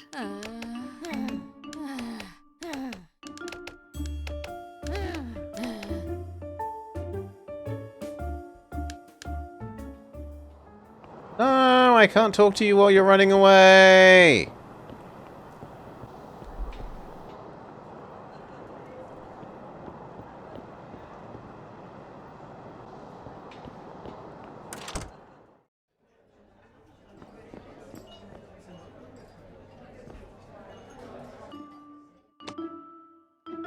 Trigger you to move on to your next thing in life.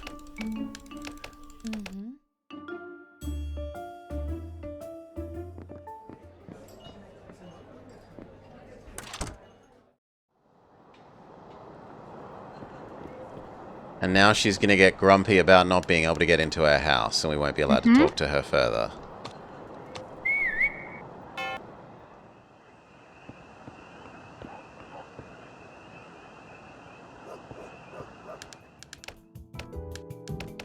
Yeah. Okay. Well, we could talk to her first thing in the day.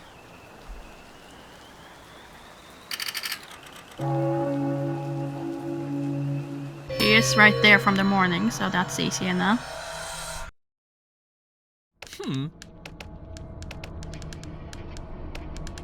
Also, should we talk more to the guy with the eclair?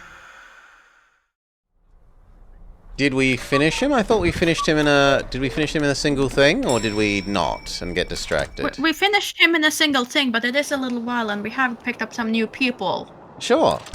Maybe he knows about the new people. Because he knows about the doctor. Because he uses the doctor. Very sensible. I mean, he's the one. He's the one who gets us Incarcerated, yeah. Hmm. Give me the and the eclair. pharmacist guy will also know about the doctor. Oh. Yeah.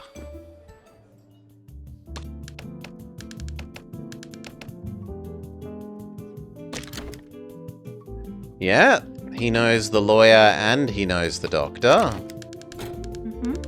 I'd like to know more about Dr. Bacamarte, and something tells me that you can tell me about him. Lobo Neves holds men of science in high regard. Science is the future, after all.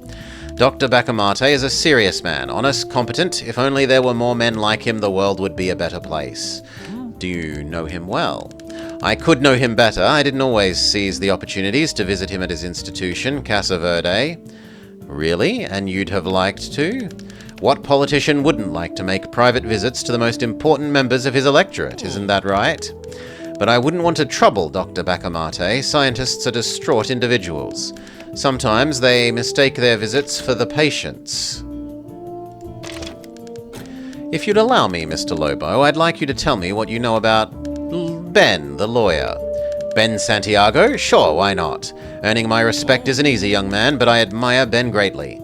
Always as well-placed as his own moustache and as prominent as his own chin. Have you worked together? Ha, I wish, but he always claimed to work exclusively for Brass. Perhaps now that his client is, giving him a break, I might consider requesting his services. And then we're done, and there's nothing new to talk about you in terms of clues. Now we can try Sabina.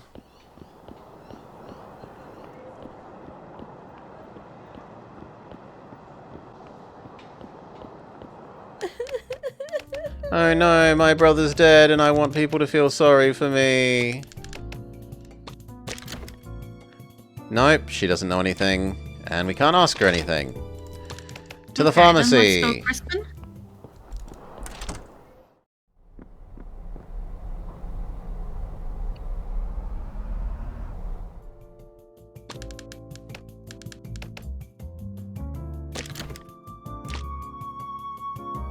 None of the items, but we can ask about the doctor.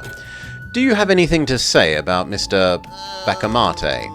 I think every person in Rio de Janeiro has something to say about him. Why wouldn't I?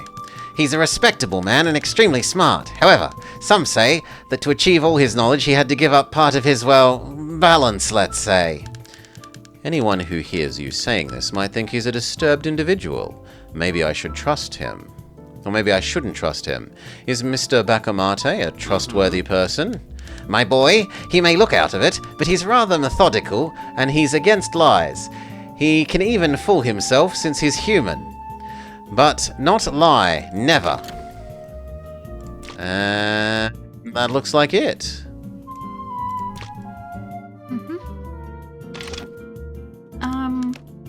I might need to go.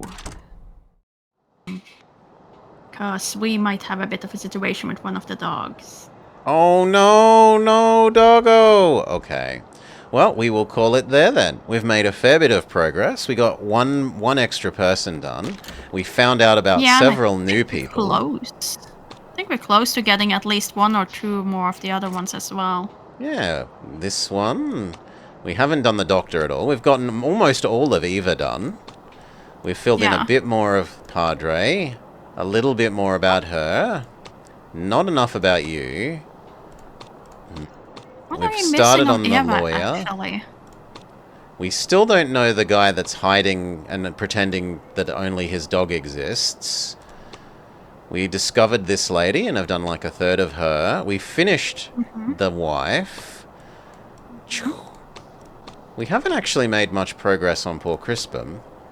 And we discovered his love affair, his wife's love affair and his unwillingness to accept it.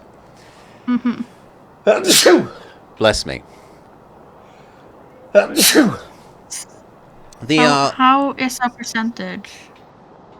Oh, I was just going to do the commentary first. So, It is nice yeah. the way that so many of these stories are interlaced with each other quite well. I think that's done pretty well.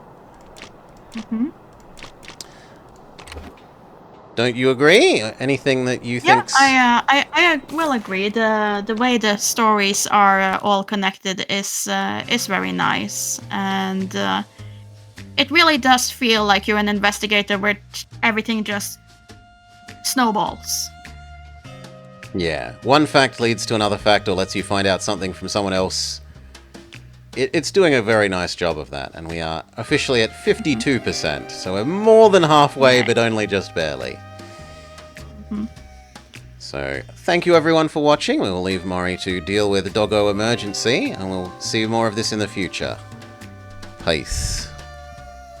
Bye bye.